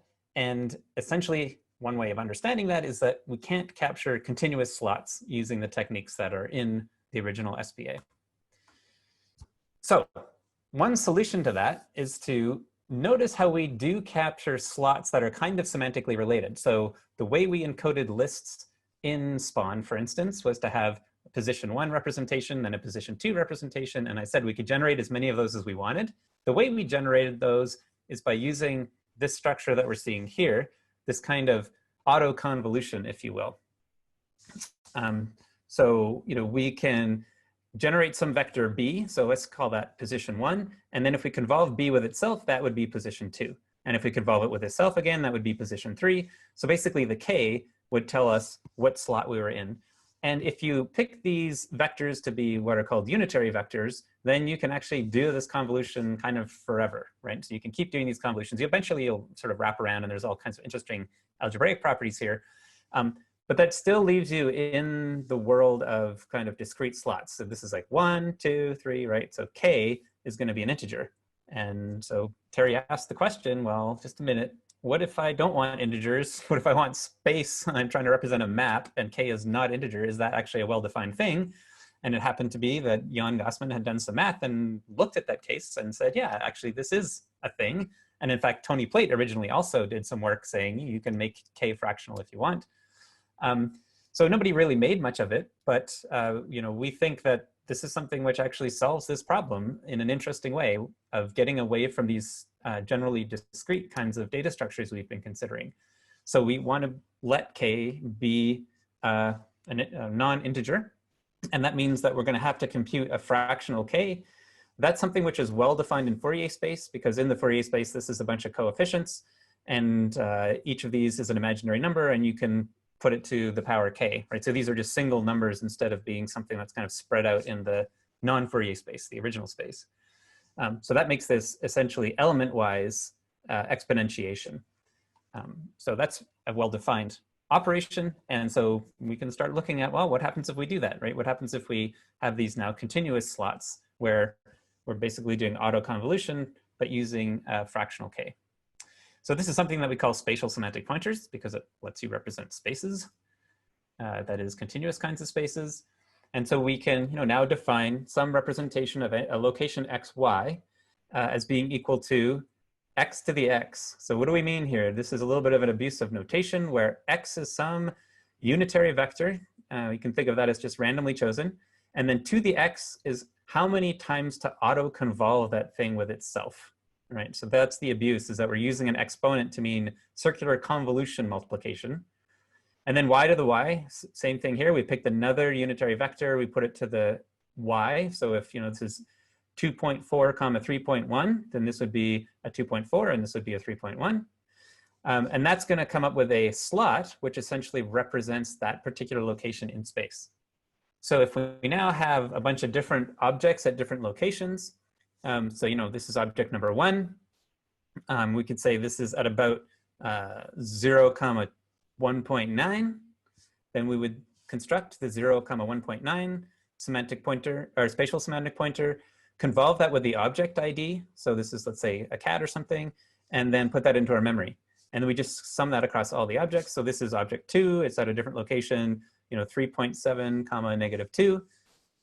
So we do those auto convolutions, multiply that by the representation of the object, or convolve rather, and then sum it in. And then that would give us a representation like this, right? So to be clear, what we're looking at here, this kind of spatial map, is taking a memory. So that's one semantic pointer, right? So it's a spatial semantic pointer where we've constructed it in this way. And then we take the dot product between that and the spatial semantic pointers defining every location on the XY plane. And so that means that that memory is going to have bumps, i.e. similarity with that position and similarity with that position, right? So that would be telling us where we thought these two objects were. To be a little bit more precise, really what we would have to do is the inverse convolution of object 1 with the memory and then plot it, and then the same thing with object 2 and plot it, and then that would give you this overall map. Okay, so that kind of representation is something which, on the surface of it might be interesting and good, and so we started to explore, is this a general purpose way of representing continuous spaces?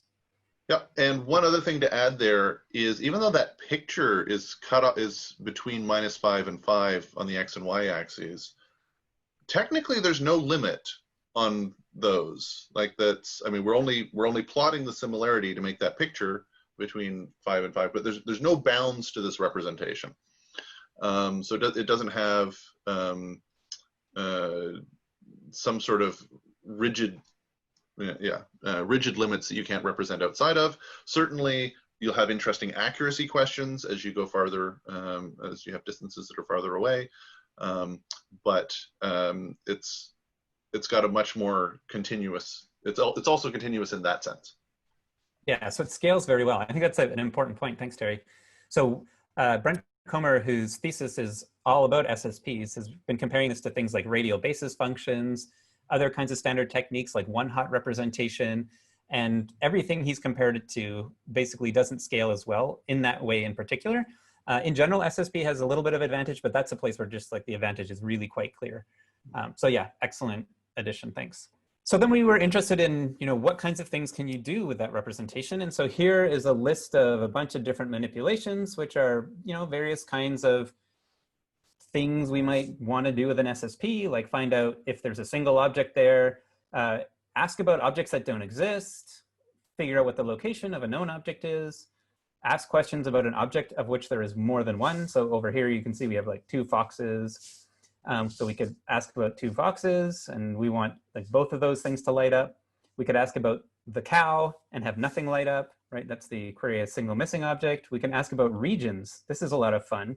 So you can actually, instead of saying what's at this location, you could say what's in this region. Because of course, there's nothing to stop us from adding a whole bunch of those spatial semantic pointers for every dot over this region. And then that's just one more pointer, and see what pops up in our memory when we compare it to that. Then we can move single objects around. We can move objects in a group. We can move the whole group. We can read out X and Y locations. So basically going from a semantic pointer back to the XY location. and construct those from an XY location as an input. And so, you know, we did these tests both in sort of non-neural, just doing the math kinds of ways, as well as doing spiking neural networks to see that, yeah, you know, these are indeed the kind of manipulations that are fairly natural to do in a neural network. We also looked at the application of that to particular tasks. So here we're comparing a bunch of different kinds of ways of representing location. I'm not going to describe this in too much detail, but basically these are SSPs. We're training this thing to navigate to a goal. So we have the ideal policy. We're then representing space in, you know, these 5 different ways. And we're training each of those representations on that policy in a feed-forward neural network using backpropagation. And you can just sort of look at the mean squared errors here. You get a much more accurate reproduction of that policy given the spatial semantic kind of encoding versus these other ones like random projections or using trigonometric functions to represent X and Y, or even just sticking the straight 2-dimensional coordinates in. And as I mentioned, Terry's comment reminded me that, yeah, we also have checked a whole bunch of other ways, like using radio basis functions and one-hot encoding and so on, to do exactly the same kind of encoding. And exactly the same thing happens where the SSPs end up doing better. As I showed, you know, and first described it, we thought, okay, we'll just randomly pick those axis vectors, the capital X and capital Y. But we know in the parts of the brain that represent space in particular, there are a lot of special kinds of cells, like grid cells and place cells.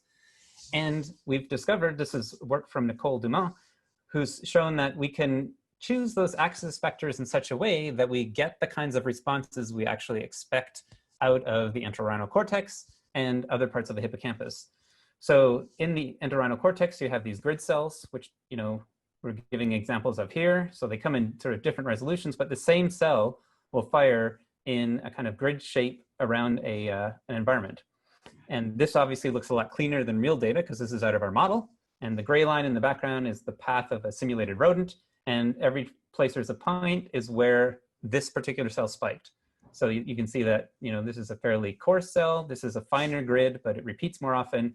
And so if you have a whole bunch of cells like that, you know, people have thought now for a while that those make up what goes into the place cells, where place cells are representations of particular locations in particular environments, like when one cell is specifically sensitive to the location in an environment. And so Nicole's also shown that we can take these kinds of representations and do a really good job of constructing those place cells. In fact, much better than picking a random axis vector. And that is shown in this graph here, where we can see the difference between picking grid cells to represent place cells versus just doing a random choice. Work from other people has suggested that you have an optimal representation in grid cells for representing place cells. And so this suggests that if we pick our semantic pointers with that knowledge, then yeah, in fact, we do a much better job of representing place information than if we just picked those axis vectors randomly. So that's a really nice connection to some prior knowledge that we had about exactly how, you know, the brain seems to be representing space. And so this is ongoing work. So looking over, you know, scaling this up to much bigger environments, many different kinds of environments, and so on. In fact, Brent has taken these representations and integrated them into a system which can navigate through a map based on memory. So, you know, this is now working with those representations where we've got a memory for the spatial location of a bunch of possible rewards. Then the animal is being told, okay, go to the watermelon. Then it's retrieving the spatial location of that. It's sort of cleaning up that retrieval so it has a nice representation, putting that into a policy network where it's, you know, based on that past history where it's walked around in these environments and it knows where the goal location is. It can then generate an action, which, you know, goes back to the environment and will move the animal. And then the animal is sort of localizing where it is based on knowing which of the 50 different mazes that it's been trained on it's in, and the visual information coming from the external world. And it uses that to figure out where it is. And then it can, you know, use that coupled with the goal that it's trying to get to map through the policy, get an action, and does that over and over. And then you can see it will trace out all these sort of fairly direct paths towards the different kinds of goals. And you can also see a little bit of variability at play, for instance, in getting to the apple, where it's kind of going through these two objects. But, you know, depending on the exact state when it gets there, it will either go to the left or to the right, which seems like a fairly reasonable kind of biological-like thing to do. So this is a nice example of taking those sorts of representations and then running with it, right? Sort of using a bunch of the other elements in the SPA, like cleanup memories and doing, mapping to objects, being able to run in environments easily in Nengo, and selecting actions, etc., to build up something which is doing a fairly interesting job of moving through the environment. And now, of course, we can go and compare this to all kinds of data people have collected on animals doing these kinds of tasks. And also growing this to much bigger environments. In fact, Brent has looked at examples of taking mazes like this and scaling them to be basically 10 by 10 of these mazes. So, hundreds of these mazes all forming one really big maze, and figuring out how you can move through those. And again, exactly the property that Terry pointed out, the fact that there's really no limit in how far you can generate your representation for, meant that this does way better than any of the other techniques we've looked at. So, definitely new, ongoing. It might fall apart any day now, but trying to figure out if we could just keep pushing it and pushing it, while always comparing it to the neural data and say, what happens if we use a grid as opposed to random? And unsurprisingly, nature has found a pretty good solution to some of these problems. So if you think about how we've talked about concepts to this point, of course, there tend to be vectors, and we've defined them vectors in very high dimensional spaces. And so those concepts are in continuous spaces in a way, but they didn't themselves incorporate the representation of continuous relationships between slots. And that's what spatial semantic pointers let you do. And I've talked about it in the context of a map, but you can add, this could apply to any continuous space. So we could think of the color space, we could think of 3D space, or we could take a 2D space and make the third dimension time, or a 3D space and the third dimension time. And if you start doing that, now you can represent different kinds of dynamics. You could update these representations over time. Actually, Terry, you just did a cool thing the other day, like literally yesterday, where you repurposed the convolution operator in SPA to do path integration using SSPs. Yeah, and the intent there, just to interject, was that could potentially be a replacement for the critter. In the critter example, we had a path integrator keeping track of its location, but it was limited to some particular bounds in space. Like it had some sort of small radius, and if it went outside that location, it would lose track of where it was. And the intent is that you can use exactly the spatial semantic pointers to be a path integrator in a functionally infinite space. Yeah, so come back next year and maybe we'll have an example with the continuous path integrator, which goes much bigger than what you saw in the critter iteration this year. So this is, I think, really important and has all kinds of benefits potentially. It also extends semantic pointer representations generally beyond language style or discrete type representations, as I mentioned, all the kind of standard CS stuff, graphs, trees, and so on, to things like maps.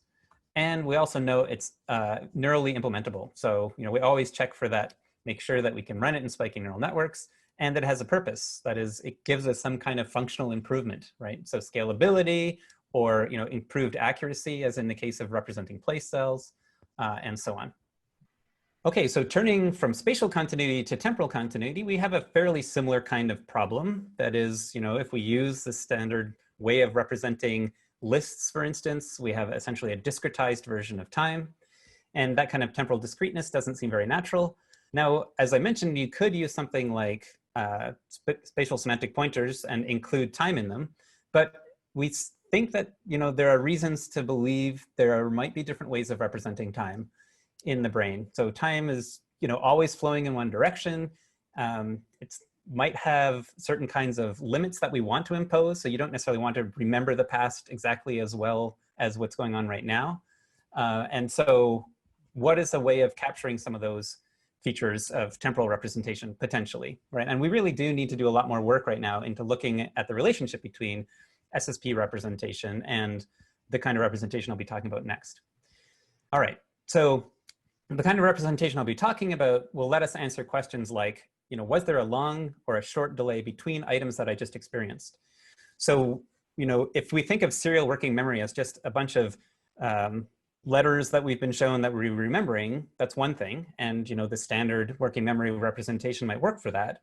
But if we actually put spacing between them, like we show you an A for a really long time and then just a brief B and then a C somewhere in between, if you query people about that, they know how long those things were shown, right? So there's something inside them, which is modeling time, representing how long things were shown for them. If you put big delays between when you show things, they'll know that too. And of course, this original representation doesn't capture any of that, right? So how could we sort of ongoing keep track of temporal relationships between items that we're running into when we're constructing these memories? Or similarly, if we're watching something move through the environment and we want to know where it's been at every moment in time, then we kind of want to be recording its progression, where it stayed for a long time, where it went next, and so on. So these kinds of things don't seem natural to get out of this discrete sort of working memory type of representation we had in the original SPA. All right, so a bunch of work from Aaron Volker. So this is a lot of it's out of his thesis, which came out in 2019. But some of the earlier work was explaining something that we now call a Legendre memory unit, or a delay network. I won't really talk about that distinction, so I'm just gonna kind of lump them together and talk about the Legendre memory unit. And it's a new kind of recurrent neural network, which has been designed to optimally delay the input. And then you can project arbitrary functions out of that representation of whatever the input was. The interesting thing about delay is that is arbitrarily hard. So if you do an ideal continuous delay, right, and I haven't put any constraints on how many degrees of freedom there are or how many frequencies you're allowed to keep, right? That means you could, if I ask you to remember everything that happened in the last second, have to remember an infinite amount of information because you could have arbitrarily high frequencies in there. Okay, so doing that is arbitrarily hard, meaning that what the real problem is how can I optimally represent the delay with the resources I have at my disposal, right? And what the LMU does is basically figure out how to project a continuous input stream of information to a compressed representation, right? Here's that notion of compression again. And it uses a particular basis called the Legendre basis, which gives rise to its name. But we don't really have to worry about the basis in some way. We can just think of ourselves as taking a continuous time-varying signal and projecting it into a higher dimensional space and basically updating that over time. And then if we wanted to find out what happened over some window, we can look at whatever the current high dimensional representation is and reconstruct that whole window. This has a couple of advantages. One is performance, namely that we can prove it's optimal for solving this problem. And the second is that it's robust to spiking implementations. So, you know, as with most things we do in the lab, we build this in spiking neural networks and look at those properties. Another really neat thing that I'll just briefly touch on in a moment is that it matches neural data surprisingly well. So to give you a little bit deeper sense of this, let me run through a quick derivation. So suppose we want a delay. So we would write that down in the time domain as something like this, right? So this is just saying, generate my input signal with a delay of theta seconds, okay? So if we go back into Laplace domain, again, because we're dealing with time and essentially convolution, we want to go into the Laplace domain in order to understand what kind of transfer function we would be generating from a dynamical system that's computing this function. And if we do that, we get this interesting phenomena where our transfer function's actually this exponential. So this is an irrational function. And for any finite dynamical system, we need to have a rational function to be our transfer function. So that rule is broken here. And this is because it's an infinitely hard problem, right? And we haven't put any constraints on the frequencies that are coming in and so on. So really what we want to ask is, what is the optimal finite version of this transfer function written in this rational form, okay? And once we had that, then we could convert it into the form that we know we like in the NEF, i.e. as a linear time invariant system. So this is all these matrices, like remember we were looking at A and B, so these are the same A and B. You can sort of ignore the C's and D's if you want, but I've included them for completeness. And so if we have the transfer function f of s as a rational function, then we can compute those matrices we need for embedding it into our neurons, right? So that's really what we're doing here with generating the LMU, is answering this question of what's the optimal finite version of this transfer function. And interestingly, this is apparently quote unquote well known, although I had never heard of it before, that the best way of approximating any irrational function with a rational function is to use these things called the Pade approximants, So I'm not going to dive into those, but you can definitely read all kinds of things about them on the internet. And we can then convert that Pade approximant into the LTI form using the equation on the previous slide, and it will give us our matrices that we want, A, B, C, and D. And so these end up looking like this. They have this sort of nice structure where you've got just a couple of different elements placed in the dynamics matrix in that way, where those elements are defined by these equations down here. Okay, so the really nice thing is we know that this is basically the optimal solution to this problem.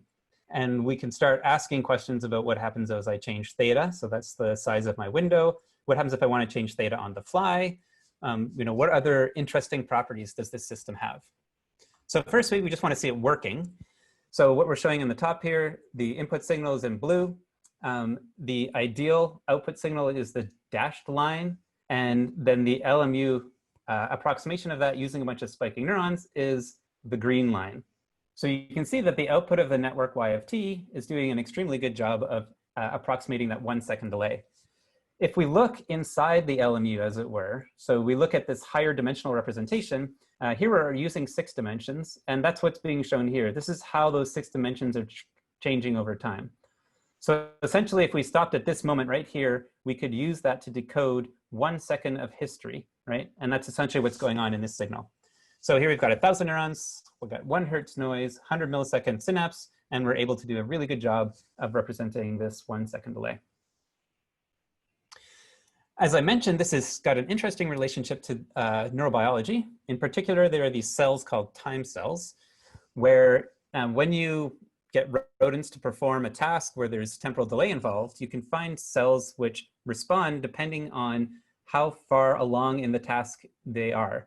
And if you plot these cells, you find this interesting curve, right? And the thing that sort of shocked and surprised us is that when we built that neural network and we plotted things in the same kind of way, the only thing that you need to change in order to get different curves is the order of the Pade approximant. So that was 6 dimensions on the previous slide, and this is showing 6 dimensions, and that fits, extremely well. So that's the same gray line plotted on both graphs, that the neurons spiking in its network seem to be replicating that fundamental structure that you find in time cells.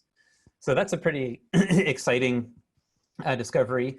It also turns out that this LMU circuit is very stable, so you can put all kinds of noise and things into it, which it's very robust to, and it's still able to perform this kind of delay quite effectively.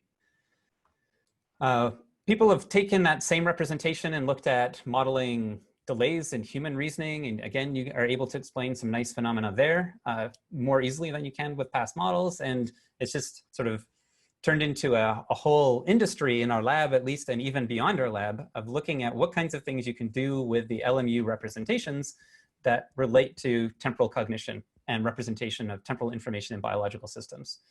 So, really exciting because it basically starts from first principles, just asking this question: how do you optimally represent a delay in a spiking network? And when you look at the answer, it seems to map biology, it seems to scale up to psychological explanations.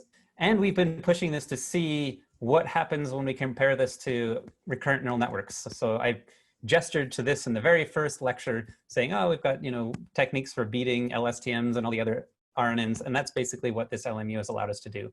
So it's beating a bunch of RNNs on standard benchmarks, which is also pretty exciting, right? So one of those times when it looks like taking your inspiration from biology and noticing this interesting map onto time cells turns out to be something which is pretty effective for deep learning. So just like the SSPs, functionally effective and neurally implementable, shows us basically how we can bind these LMU states to encode windows of history and extract those states. It also makes it possible to do things like predict what's going to happen next. So we have some nice examples where you can essentially compute any function of time. Prediction is one function of time based on your window. And yeah, there's again opened up a whole bunch of interesting avenues to pursue from a research perspective. And so we're doing that, but of course, much more to do than what we'll ever be able to get to. All right, so that was by way of showing you, here are a couple of places where the original SPA sort of didn't answer the questions that we had. And so we looked into a few extensions, and there's a bunch more of that to do. But I also don't want us to lose sight of the fact that I think we are, working with a somewhat unified view here, right? So at the very beginning, you think back 6 lectures now, I think, we talked about how when people think about how to model the mind, they've taken these 3 approaches: symbolicism, connectionism, and dynamicism. And hopefully it's clear how each of those is now integrated to some extent in the SPA, where we've started with thinking about the brain as a physical system and modeling individual neurons, and then thought, how can we go from there to using the resources of the NEF, scaling to be able to address symbol-like questions, right? So we've seen examples of Spaun doing reasoning over simple symbolic structures. You looked at how those can be encoded into language-like conceptual hierarchies. You got your hands dirty with essentially the main ingredients that were used to do all of that kind of work. And so hopefully it's pretty clear that representing syntactic structure and manipulating it and reasoning over it and learning new syntax structures is something that comes quite naturally in the SPA. For connectionism, this is probably the least surprise. It looks like a neural network. It does all the neural networky things. So, we showed how you can use deep learning to generate your vision system. You can do all kinds of learning in there and so on. I won't spend too much time here. Hopefully pretty clear. And then lastly, with dynamicism, we spent some time looking at dynamics and figuring out how to include that in our models. Terry described how the basal ganglia really captures the dynamics of cognition, it seems, in really interesting ways, and has allowed us to connect those with basic biological properties, like what kind of neurotransmitter the basal ganglia happens to use. If you look at the case of motor control, things are just more obvious there because, of course, everything's moving over time. It described how we can learn sort of new dynamics if the dynamics aren't what were originally expected, and so on. And again, all using semantic pointers.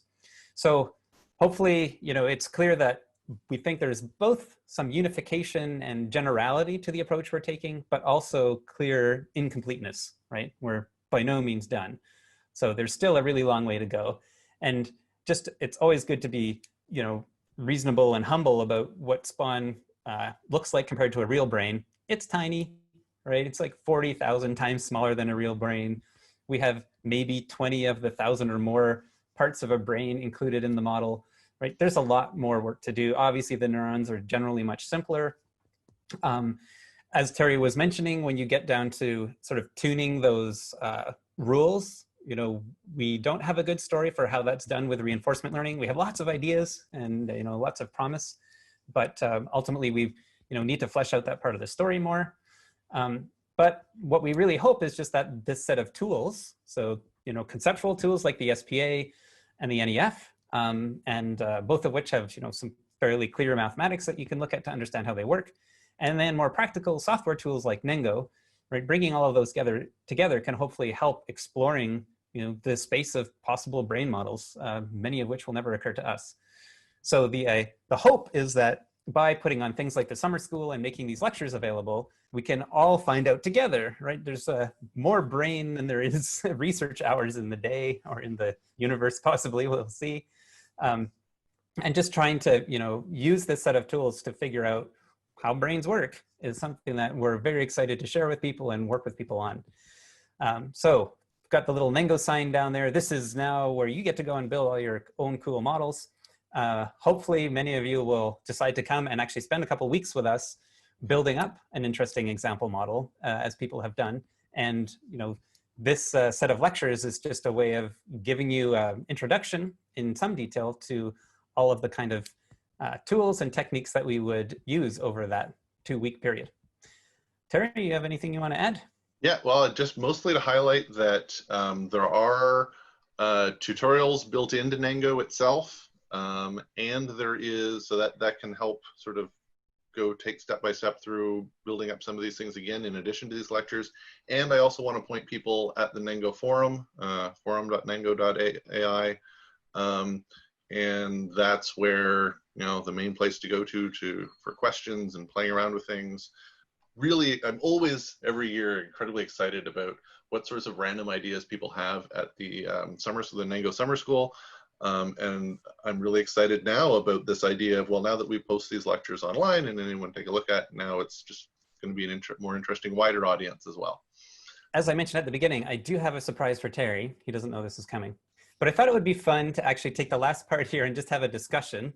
And I came up with a couple of frequently asked questions about Nengo and the NEF and the techniques that we have at our disposal.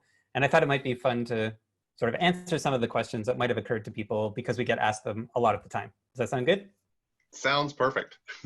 All right, so how about we take turns answering questions? So I'll answer one, then you can answer one, I'll answer one, and so on.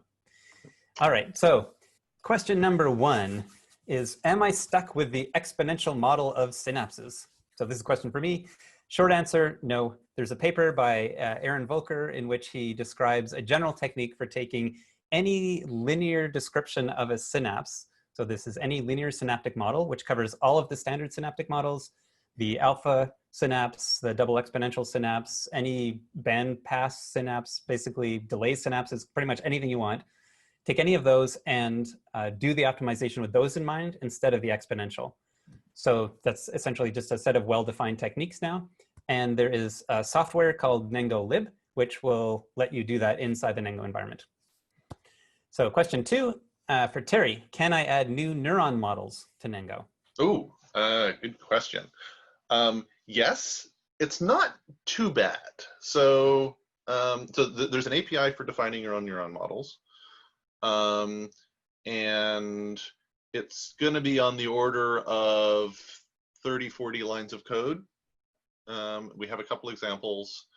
The biggest trick is when you implement a new neuron model, the first implementation you do will be a version of that neuron model that'll run on your CPU. But then if you also want to take advantage that, Nengo, one of its big purposes is you define your model once, and now it can run on lots of different hardware. If you want that to happen as well, you will have to define that neuron model on different hardware. But certainly writing one that works on a CPU is pretty straightforward. It's not that much harder. Again, maybe another 30, 40 lines of code to get one that'll run in your GPU. We have some examples online. A little bit trickier if you want it to also run on the weird neuromorphic hardware, because that's the whole thing about different hardware is there will be different neuron types that it can support, and then how do you go ahead and implement that? But certainly on CPUs and GPUs, yeah, it's pretty straightforward. Right, and actually, so we have done some work with really sophisticated neuron models. I'm not sure if you'd want to build one of those in Nengo. What we've done there is hooked it up to Neuron, which is a simulator which is built really for dealing with like arbitrarily complicated neuron models, cable equations, all kinds of crazy stuff. So that's the route we've gone. So there is software infrastructure for that API connecting Nengo to Neuron. Right, so next question, can I use backprop on my Nengo network? So this is one that we haven't talked about much, but you definitely can. So one way of thinking about what the NEF is doing is essentially, as Terry pointed out, one layer of backpropagation. So can you do another one? Of course you can, right? So you can literally take your Nengo model, whatever Nengo model you build, you can run backprop on it and optimize it as much as you want. And Nengo DL will support that kind of thing. And it basically is built on top of TensorFlow. When we do that, we do typically find slight improvements in performance.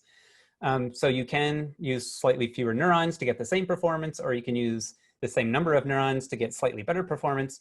It's a very computationally intensive optimization typically, and so we usually just don't bother. So if you have reasons to bother, right, you're really trying to optimize something, then yeah, take your Nengo model, your basal ganglia, the whole thing, and just backprop all the way through, and you're good to go. To add on that a little bit, one of the ways of thinking about what Nengo has done is it's gone in and built up that big giant neural network. And it's done a whole bunch of local optimizations at each point throughout the network. All right, so all of those different functions you've been specifying when you're defining your network, really what that's saying is sort of saying, okay, well, this is what activity I want at this point. This is what activity I want in this point. This is what activity I want in this point and this point. And all of those pieces of information are being used when finding the connection weights. When you then move over to doing backprop, traditionally when people think about backprop, what they're thinking of is, okay, the only thing that I worry about is the output and the input. And then go ahead and optimize over the rest of things. And that's exactly what Chris was saying, is that if you go ahead and do that, if you go and specify, here's what I think the algorithm is all throughout the system, and then you go ahead and just optimize, use backprop, you start from that point, and optimize from the input to the output, or from the input to the output, then yeah, we can normally get a small improvement. But the one way to think about what you've done there is by defining things using these NEF terms, you've generated an initial network that is pretty darn good. And quite often it's very, very marginal improvements past that point. Yeah, and we know that in deep learning in general, initializing your network well can make a huge difference, right? So when people train LSTMs, for instance, they essentially initialize them as integrators, and then they work way better. The training works way better. So definitely useful. And the other thing, it always makes me think of the fact that no one, I don't think, would ever have built Spaun with backprop. So you could have, of course, put the structure of Spaun in there, set all of the weights to random, and then shown the inputs and outputs you wanted, but it's not likely to work, right? So I do think there's room for both of these kinds of techniques, and it's also really nice that you can combine them in this pretty natural way too. Right, next question for Terry. Don't you need a lot of neurons to do anything interesting? This one comes up a lot. And I think it's partly because so often when we're doing these initial examples, I'll do things like, oh, I've got one dimension to represent, I'll use 50 neurons, I'll use 100 neurons, and things like that. And I think that's just a side effect of that's just been my habit when initially building these models doing these demos, is you start using large numbers, just because if you're randomly generating those neurons, I want to pick a large number just to make sure anyone following along in the video also uses a large number, and so that it works for all of us. And certainly the more that you use, the better it'll be at approximating a particular thing. But so for instance, whenever we've, if you want to pay a little bit more attention to things, and be a little bit more specific on that, you can get away with a lot fewer neurons than anything that we're showing here. So for instance, in the, when we did the vision system in the first Spaun, we took like non-spiking neurons, or like the calculation that in a normal neural network, and replaced each of those with like an ensemble of 3 neurons. So you can certainly use ensembles that are much smaller than what we've been showing before, but you tend to have to be a little bit more specific about the layout of those about the tuning properties of those neurons. So yes, you can often get away with much fewer neurons, and that tends to be, I tend to do that as a step later. I first design the model with more neurons than I need, and then reduce it down. Yeah, and I guess even in the context of the vision system, so for Spaun 2.0, the vision system there, you have the same number of spiking neurons as you do non-spiking neurons. So there's been no increase like there was in the first Spaun, as you mentioned. And also you can, like, we know optimal ways to place neurons that we basically weren't telling people. So when we know when you do multiplication, we've figured out what the optimal placement of neurons is. And as Terry was saying, it's just easier to get people to like randomly generate them. But if we are concerned about the number of neurons, then we can use that additional optimization to decrease the number of neurons for sure. So the short answer is, I think, like you were saying, we do it for convenience, but yeah, there's no reason to think you need more spiking neurons or the NEF needs more neurons than anybody else computing the same function. I will also say there's an interesting relationship between what we were saying about specifically placing neurons and specifically setting the tuning properties and what we just said about the backprop aspect. Because that's technically a big set of, that's what backprop would be doing, is finding slightly different encoders to do that particular task. Right. And that can get you some benefits. So, yeah. But it's also a heck of a lot faster if you can analytically derive, oh, I can tell you exactly what the best encoders are for this problem, then it's much faster to just use those encoders than to let backprop go and find them. Right. So the last question, I think this is me, is why don't you use, and then some embedding, so things like glove or word2vec instead of random semantic pointers? So this is an interesting question, and we can use any of those embeddings. That's a perfectly reasonable thing to do. I'm going to give a kind of similar answer and then a deeper answer, so to the one that we just heard. So the similar answer is it's also convenient to just say generate random semantic pointers when you're constructing your network, and off you go, right? So when people are following along, it's very easy to do. The sort of deeper answer is that generating, like whenever you look at one of those word embeddings, what they typically do is they start with a one-hot encoding, right? So this is where for each word, there's one particular vector, which is like a 1 and 0 for all the other words. You then learn how to map that one-hot encoding onto your sort of first layer of your network in the context of, you know, processing a whole bunch of language data. And then that first layer becomes your embedding. Now, there's nothing special about one-hot vectors. So we could also choose a random vector for each of those words and then learn an embedding. And you'd essentially end up with the same kind of thing. And because we're more typically interested in what happens once you have a distributed representation, so some high dimensional vector, we start with those. But you can always learn an embedding starting with random vectors and then, you know, go through the embedding and off you go, or you can just start with the embedding. So there's nothing special about not using an embedding. In some ways, it's just kind of being agnostic to what the best embedding is going to be. All right, so one more question here is, aren't you just hand designing all of your neural networks? Ooh. Terry, this is for you. Okay, so there's this cool distinction here. So in one sense, yes. Or so in some senses, yes, and in some senses, no. All right, so what do I mean by that? One of the things that excited people right when neural networks were first invented is this idea of maybe I don't have to understand anything about my system. Maybe all I can do is I just have to set up a system and then apply some sort of learning rule, and I will get a system that does what I want. To a certain extent, that's still a good idea, and there's still lots of people doing that approach.